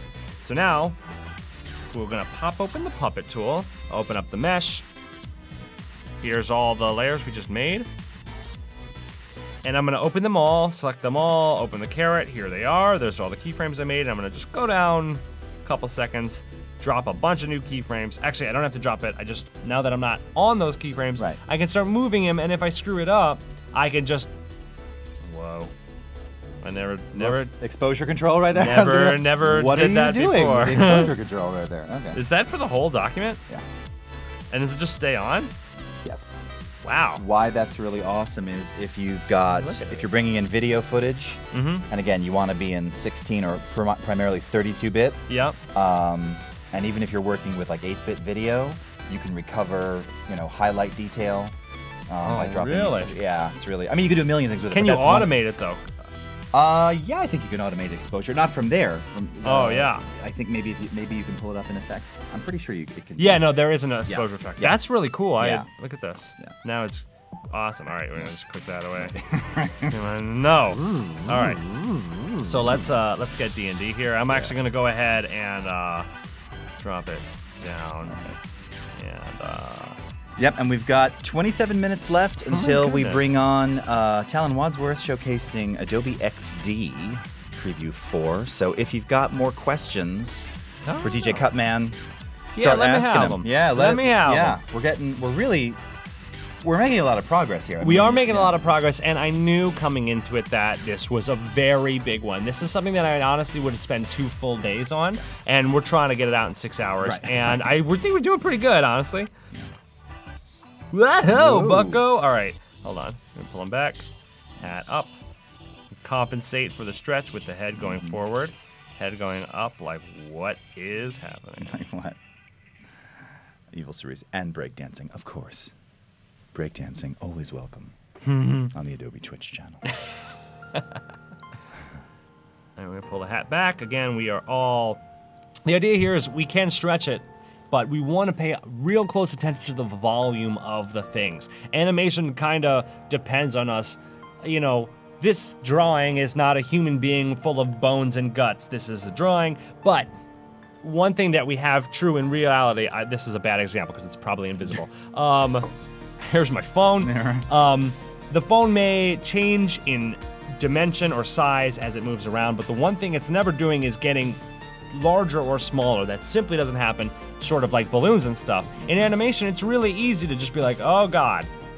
But what's gonna make this kind of break our minds and make it feel not real is the fact that the hat has actually gotten larger, but hasn't moved closer or further away. It's gotten more volume, which just simply doesn't happen.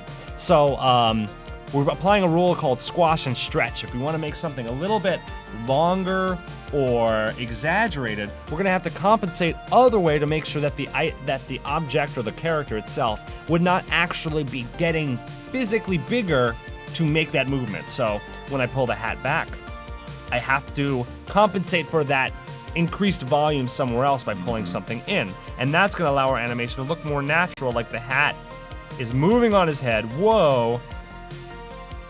But where's that extra volume coming from? It's going to be from, this thing. And actually, it looks like I need another pin to really pull this off, so.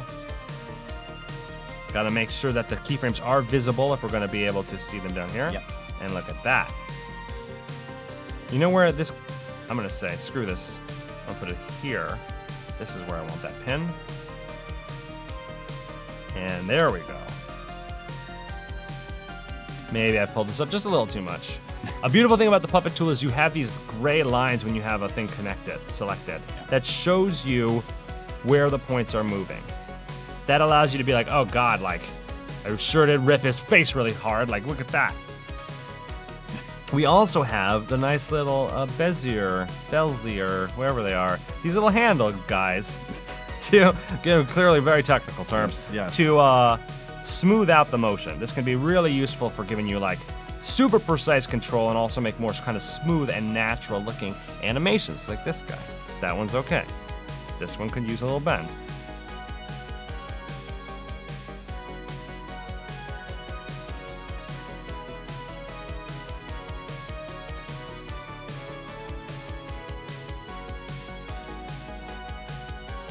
All right, we're coming together now.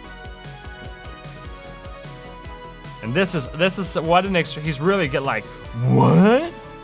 Let's see if we can't pull his. Let's see if we can't scoot him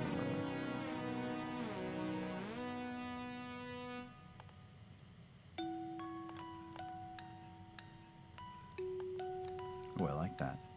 Oh yeah, this little outro. Little glockenspiel right there. This little Glock. Just getting your Glock on. Oh, Getting my Glock on. Damn right I'm getting my Glock on. all right. So we're pulling his shoulder up a little bit. Again, we want to smooth this out. This is an Undertale remix by my buddy Holder. He just killed this tune. It's such a nice little outro. This is Holder, right? Yes. Hopes and Dreams. Which is a title of another Undertale album that's on the Game Chops channel that I really want to play right now, but it's not on the list. But why don't I play you guys a brand new song that's not out yet? But you actually know what? No. Oh no, that's Pokemon Flow. All right, so we'll hear James Landino's new Pokemon Flow song at the end of the stream. We'll watch the video that rendered during this stream, and I swear every stream I do is really Cutman leaks his own music. There's a lot of that. Oh, but look, here we'll play that other Undertale album I just spoke of. And this is such a nice tune too. All right, look at how good this is looking, and we're getting some bend in the 3DS right here, but I really, really like it. It's a little bit of a physically impossible bend, but it feels, because of the cartoony style, we can compensate for it, and like there it is, now it's straight, but I really like how the DS is kind of arcing, as if D&D is so freaked out by Cutman jumping in the ring, he's bending his DS. And for me, even if it's physically impossible, if you can emotionally rationalize it, then it's okay. And we're gonna pull his arm up. I think his feet should not move. Oh wait, could be funny. He's not gonna step towards the danger. He's probably gonna like scoot away from it. Yeah. Oh, and actually, he would scoot forward a little. He's getting smaller, like, oh god. He's not getting away, but he's looking like just even a little bit more nervous. And as we're pulling in the leg just a little bit, and what that does is that also brings in the shadow, which is correct, which is the realistic movement, because his shoulder's coming in, his head's going back, so he's making himself a little bit smaller here. And again, this was all done with the puppet tool. Can you believe it? Can you believe it? I might wanna, I feel like he's really bending that DS. I like it, but oh look, here's a perfect example of the volume issue. His arm gets smaller. That is not okay. It's not okay. So despite me wanting to pull his hand in to brace himself, because it shrinks his arm, I'm not gonna do it, because it actually breaks reality a little bit. And look at that. Despite me wanting to motivate this motion, that simply didn't work because it shrunk a part of his body. Yeah. When I went and did the opposite just because I was following the rule, it actually looks a whole lot more natural. Mm-hmm. Now he's moving forward and kind of leaning into this, which matches up with his shoulder movement, aligns with the fact that he's putting his head back and kind of being like, and here we go. Let's pull back and look at the whole thing. Yeah. Let's click off the layer so we get all the points off and just look. Looks like the hat is actually just a little, I pull back on the hat just a little bit too much, so we're gonna get back in here. Clicking on just one parameter reveals all of the keyframes again. This looks good. It almost looks like his hat's about to come off too. His face is a little stretched, but I think it's okay. Compensating with the neck and the shoulder really helps. Look at this, it's awesome. And you may have noticed during this process, it was less impulsive, less kind of, let's just do it right now. Like when we're doing the glows, we're doing the wave warps, and we're trying stuff out. Yeah. Someone pointed out there's a weird bend on the bottom of the cannon. Okay, I'll take a look at that. Still, okay. But I didn't this puppet tool is really more about small, deliberate movements, thinking about it as a whole piece. And be sure to look at the whole thing. Who created the illustration? Her name is Christina Danelian. I'm gonna get her Twitter. It's Blitzwolf, I think. Wolf. Yep. Here she is. She is amazing. There's her Twitter. Check out her portfolio. I believe she has commissions open right now if you wanted to hire her to do something for her. So there you go. Yes. Nice. And she just knocked this out of the park. I was like, I need Mega Man, D&D Sluggers, and me in a wrestling ring, and maybe D&D Sluggers as the ref. And she just nailed it. So much character and life in these, and it's been really, really fun to animate. So let's And someone's asking, this will be delivered as video 1080p on YouTube. Not, That's right. yeah, yes, yeah. absolutely. Yeah. So this is going to be available on YouTube on the Game Chops channel, which is just youtube.com/GameChops. And yeah. So D&D is good. He looks awesome. Look at this fun little guy. Yeah. So we're going to now copy the keyframes so we have a loop going from beginning to end, first to second, back to one. Yep. Then I'm going to ease the frames, which is just embracing After Effects default easing. But first, I have to decide how long this animation is going to be. Let's just take a look at those first 3 seconds and see if that's slow or fast.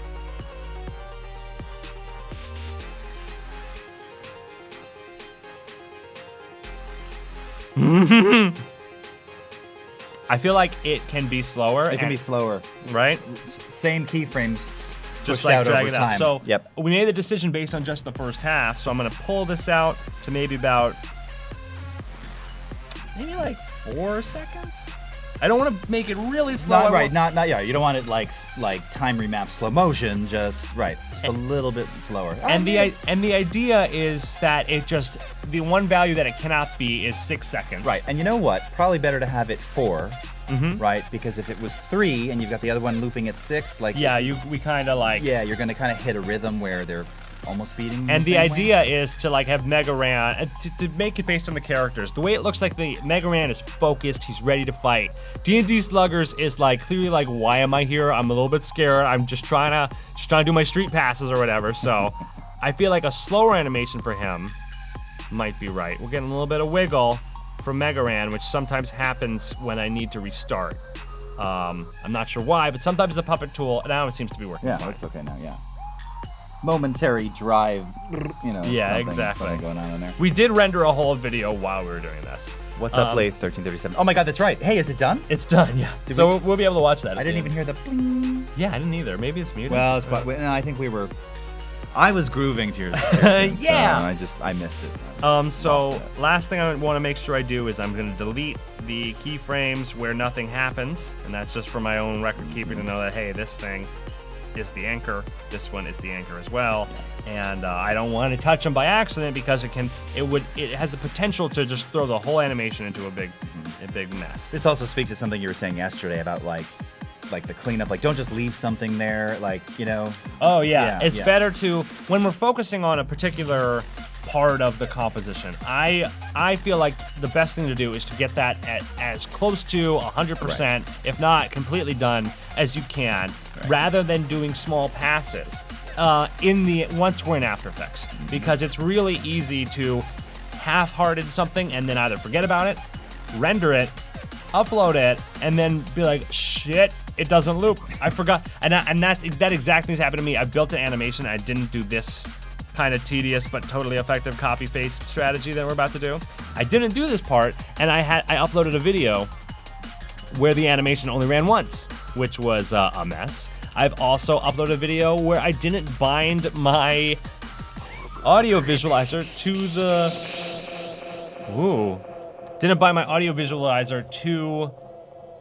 the right layer. And I uploaded it and scheduled it and left on tour. And then 4 days later, I was checking my YouTube videos and first comment, yo, Cutman, Viz doesn't work. And I was like, what? And sure enough, you could see it. I'm not gonna tell you what video it is, but you go through all the Game Chops videos. One of them, you could just see at the very top of the screen, just a bunch of 1 pixel pink dots they're definitely the visualizer, and they just didn't go. Just didn't go. Evil Cerise, April Fool's joke. Swap the success sound with the sheep sound and wait. Oh my yeah, God. only on April 1st, right? Could you imagine? I can only imagine the tech support hell that they would go through if that actually happened. And people would be freaking. They'd be freaking out. Because anyone who's rendered with it before would be like, "What's happened?" And they keep. That's so funny. And they probably wouldn't even check it. They'd probably go and render again. Yeah, I would. Yeah, I would too. I hate that. How sheet. did this thing fail? It says it's green, but I heard the sound. It must have failed. And you do it again. Oh my gosh. That is evil. Evil Cerise. All right, so Evil let's do fools. Cutman now. Grooving MTZ. There he is. And now we could puppet him. Let's just look at him real quick under the puppet. Okay. Under the puppet, guys. I was kind of thinking of doing some sort of slow, like. I thought, you know, in my head, Oh, he's broken. in my head, in my brain, in my mind, In- I was, yeah, I know. Words Words are hard sometimes. are hard sometimes. You're telling me. I was kind of envisioning, just based on the beat of the groove of the song, I was kind of envisioning in my head like Cutman kind of just doing like a head nod. Dude, the head nods are so hard to get They're to like so hard. work. Well, They're that's what so hard to get to work. I thought And- you were gonna say like, oh, funny you mentioned that. I'm super great at doing the head nod because I was No, gonna say, no. it's really hard. No, it's really hard. And like, do the math. What's 100 beats per minute divided by 60 frames a second? I've done that math, and I've never had it work out to an even number. And I've done some stuff. There is one video where the nods are almost there, but there's a couple of instances where you can't see it in the video where I have to go in and manually shuffle them all over. Like, it just lags enough that every 40 seconds it has to be reset or they start noticeably going off. Yeah. So, yeah. I've even tried doing it with like motion sketching before. And Oh. it's just, well, and maybe it's better now because we have the real-time audio sync, but with cached frames. So I would think even doing it via motion sketch, there's going to be some kind of latency, lag, delay. It's That's how I feel right now. that's right. All right, so let's do this. This one will probably be okay. I also want to be moving Cutman, the image itself. So let's go deform, like get all of our puppet pins up. We're gonna just roll down here just 2 seconds, whatever, and we're gonna do a little. No, buddy. No, buddy. All right, there we go. No, come on. Gotta click it off so they're not all selected. Now I can do this. Now you can bring them up. Bring up the back to compensate for the head going down. Bring the hand. I would really love to get the. Can't do it. Knee, maybe. Bring this down. Yes, Handaran, there will be, it's convert audio to keyframes, and you'll probably get to see that discreetly on the, I assume you're going to do one specifically for like the bass line, or We're gonna look at the track, and that'll be tomorrow. I'll have all the stems Yeah. put into an audition file so we can take a look. And we're gonna be able to pick the track basically by eye. You're gonna be able to see the stuff that comes up and goes down, and Right. that's gonna make the most compelling animation. So that so I was going to ask you. So based on that, there's probably not really a standard because it really depends on the tune, right? There's going to be Right. some songs where, right, the kick drum, obviously like kick snare, there's emphasis, this is but like a little funny dance I got coming. right, Yeah. a little bit. It actually looks like he's like going in It for does. like a knee He or does, something. right? So this is acceptable. That's not unlike how I dance. I think. I don't know. All right, so we But got I'm this. not a cartoon, so Maybe or- one day. maybe one day. Or pull the head down a little bit more. Yeah, look at this. Oh yes. Look at everybody just rocking out. Bom, bom, bom, bom, Yeah. bom, bom, bom. I would love to like. Oh look, we got this.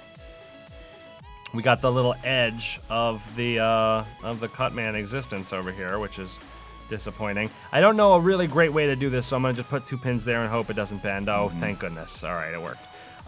This was in my video, Your Best Nightmare. This was a tremendous issue because I had this big matte painting that was already finished. I didn't have layers, and I wanted to make it kind of moving and waving, and there was a lot of areas where parts of you'd see the hard edge, and there was one where I was able to warp it so much you couldn't tell it was the edge, but there was another one where I simply couldn't use the puppet tool. I had to use wave warp because it has the pinning option to say pin to the edges, and just effectively what that means is it sticks there, it never leaves it, so we never see this.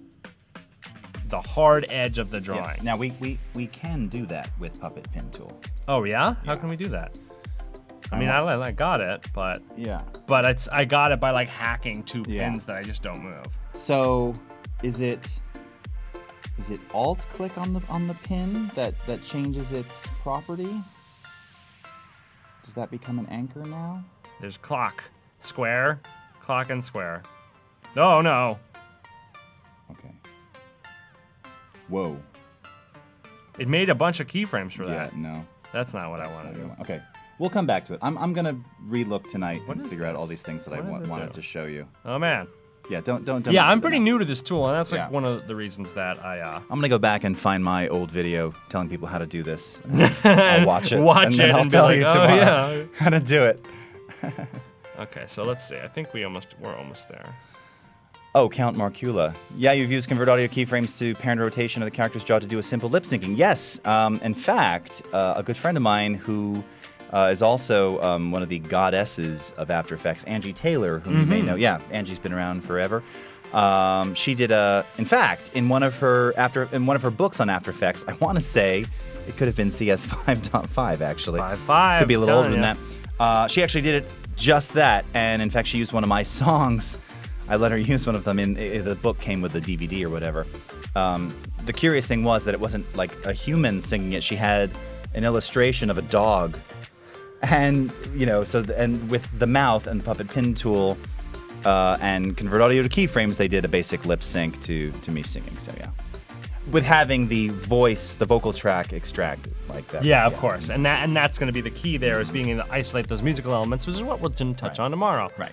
Now, let's just get this loop done. I said I was going to get the spectrum in today, but I don't want to rush it, so we're going to focus on getting these character animations all locked down, because Mega Ran loops at 3 seconds, D&D Sluggers loops at 4, Cutman is going to loop at 2, but I'm actually just make it a little bit longer than 2, because I feel like 2 is just a little bit too short. Just offset it a little bit, yeah.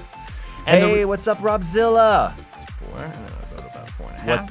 What did you miss? So, Cutman is just about done with like the basic animation. The basic character movements and animation. We've also done some lighting effects with the flickering of our glow elements. We have a loop in the background of these animated rays, but the big thing we did today is we played with the puppet tool, took these static drawings and added a little bit of life. And the smoke, of course. Oh, and we got the smoke actually looking really, really good. Leveraging your new favorite blur, courtesy of the suggestion of Aaron Nace. Right, the box blur. The box blur. So the box blur looks really nice. We also changed its blend mode to add, to take it from gray to white, which I think looks really nice.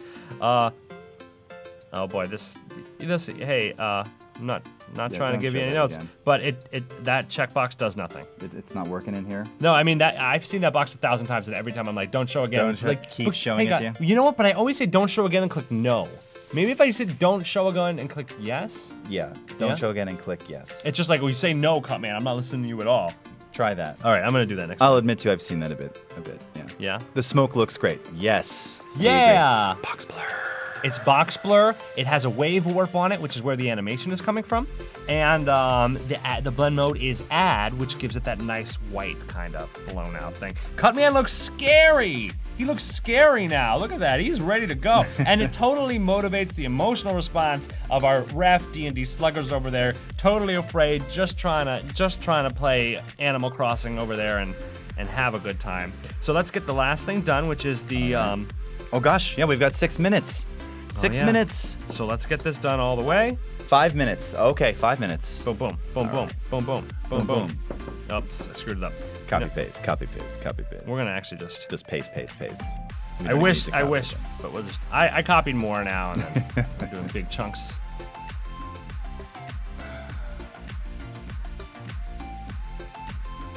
Can you see my soul? Nope.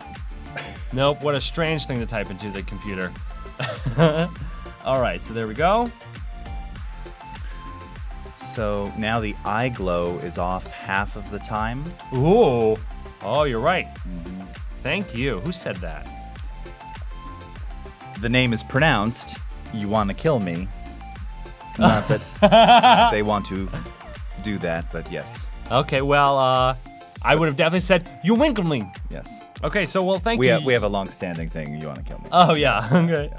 So thank you very much for showing that out. I'm gonna hit U to view the keyframes on the Cutman animation. I'm gonna go to this glow, which I made separately from the whole rest of the composition. When I was like, Cutman had eye glows in my other animations, so we might as well have them here. And what I'm gonna do is make position key points, hit K to go to the next one, and because I can see the keyframes on the other layer, it'll go right to it.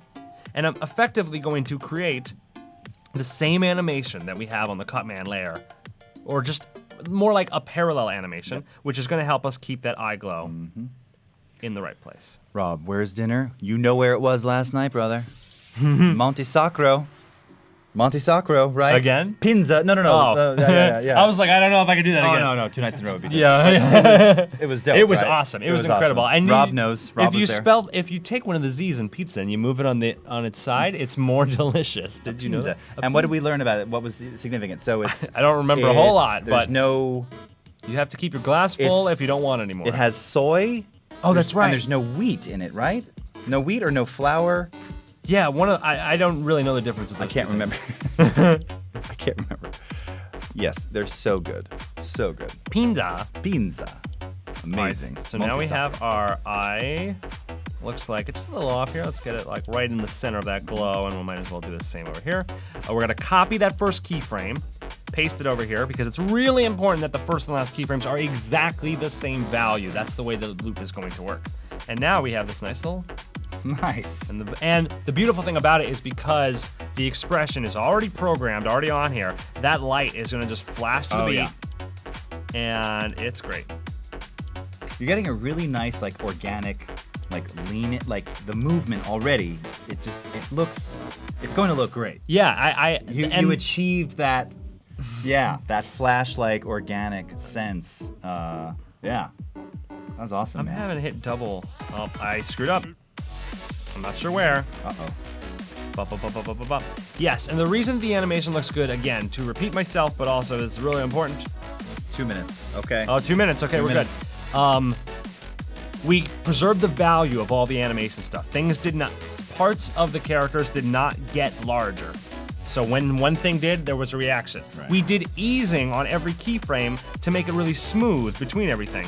And then lastly, we copied and pasted a bunch of frames really crudely, and it worked. Nice. Make sure these are on the same layer, yep. Okay. We are almost done. Yes. Evil Streets, you are so right that name butchering is part of the Twitch experience. It definitely is, absolutely. Oh, yeah. I feel like I'm getting a little better, but yes, it's it's at least once or twice or 10 times a stream, yeah.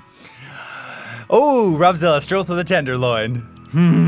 Can you tell me how to get to Tenderloin? He remembers that.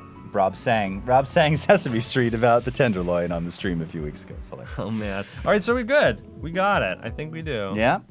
Let's just take a little clip with the audio, and we'll be done for today. So let's Nice. check it out. Okay. Thanks, everybody, for tuning in. I hope you enjoyed this. Tomorrow, we're going to go in and add the visual spectrum. We're going to put in a few little more embellishments. We're going to do the start and end card, put in the logo, make it look nice, and do a little build of this whole scene. Mm-hmm. And really see the stems, the and we're going to play with juice. this. We're going to This actually amazing track. crack open the We're gonna track crack it open. and decide if we can do any animations that are synced to specific instruments. That can be really, really fun. So let's take a look. We are in our last minute, and we have about 10 seconds Got about rendered. 10 seconds. So let's take a look. We got about 10 seconds left. All right. Oh, God. That's what happens when you move. Let's turn the audio on. Hit spacebar. Come on, buddy. Nothing's rendering but you. Look at how quickly it's going. So now we gotta bring it straight to the people, and this is how we do. Very fluid. We got everybody's movement going, but not in sync. Everybody's got their own animation. Right. We got the lights, all the light sources, Cutman's eye, the Buster, the Game Boy, all blinking based on this audio And spectrum. I can already see it now with other elements just it's Yeah, zoom. once we get the spectrum in there, spectrum will be in really, there, really cool. yeah. We may want to adjust the shadow underneath Cutman's helmet, just to add a little bit more realness to it. But there we go. So I hope you enjoyed this today. Yeah. We made a lot of progress. Dude, thank you again. This was awesome. And we got one more day of We this. got We're one going to more try to day. finish up this whole video. We're going to rock it out tomorrow. Thank you so much. Thanks for having me. Thank you, everyone. All right, stick around. We're going to do a quick switch over. Coming up next, Talon Wadsworth, Adobe XD. Thank you so much for joining us at Adobe Live. We'll see you in just a couple moments. Stick around.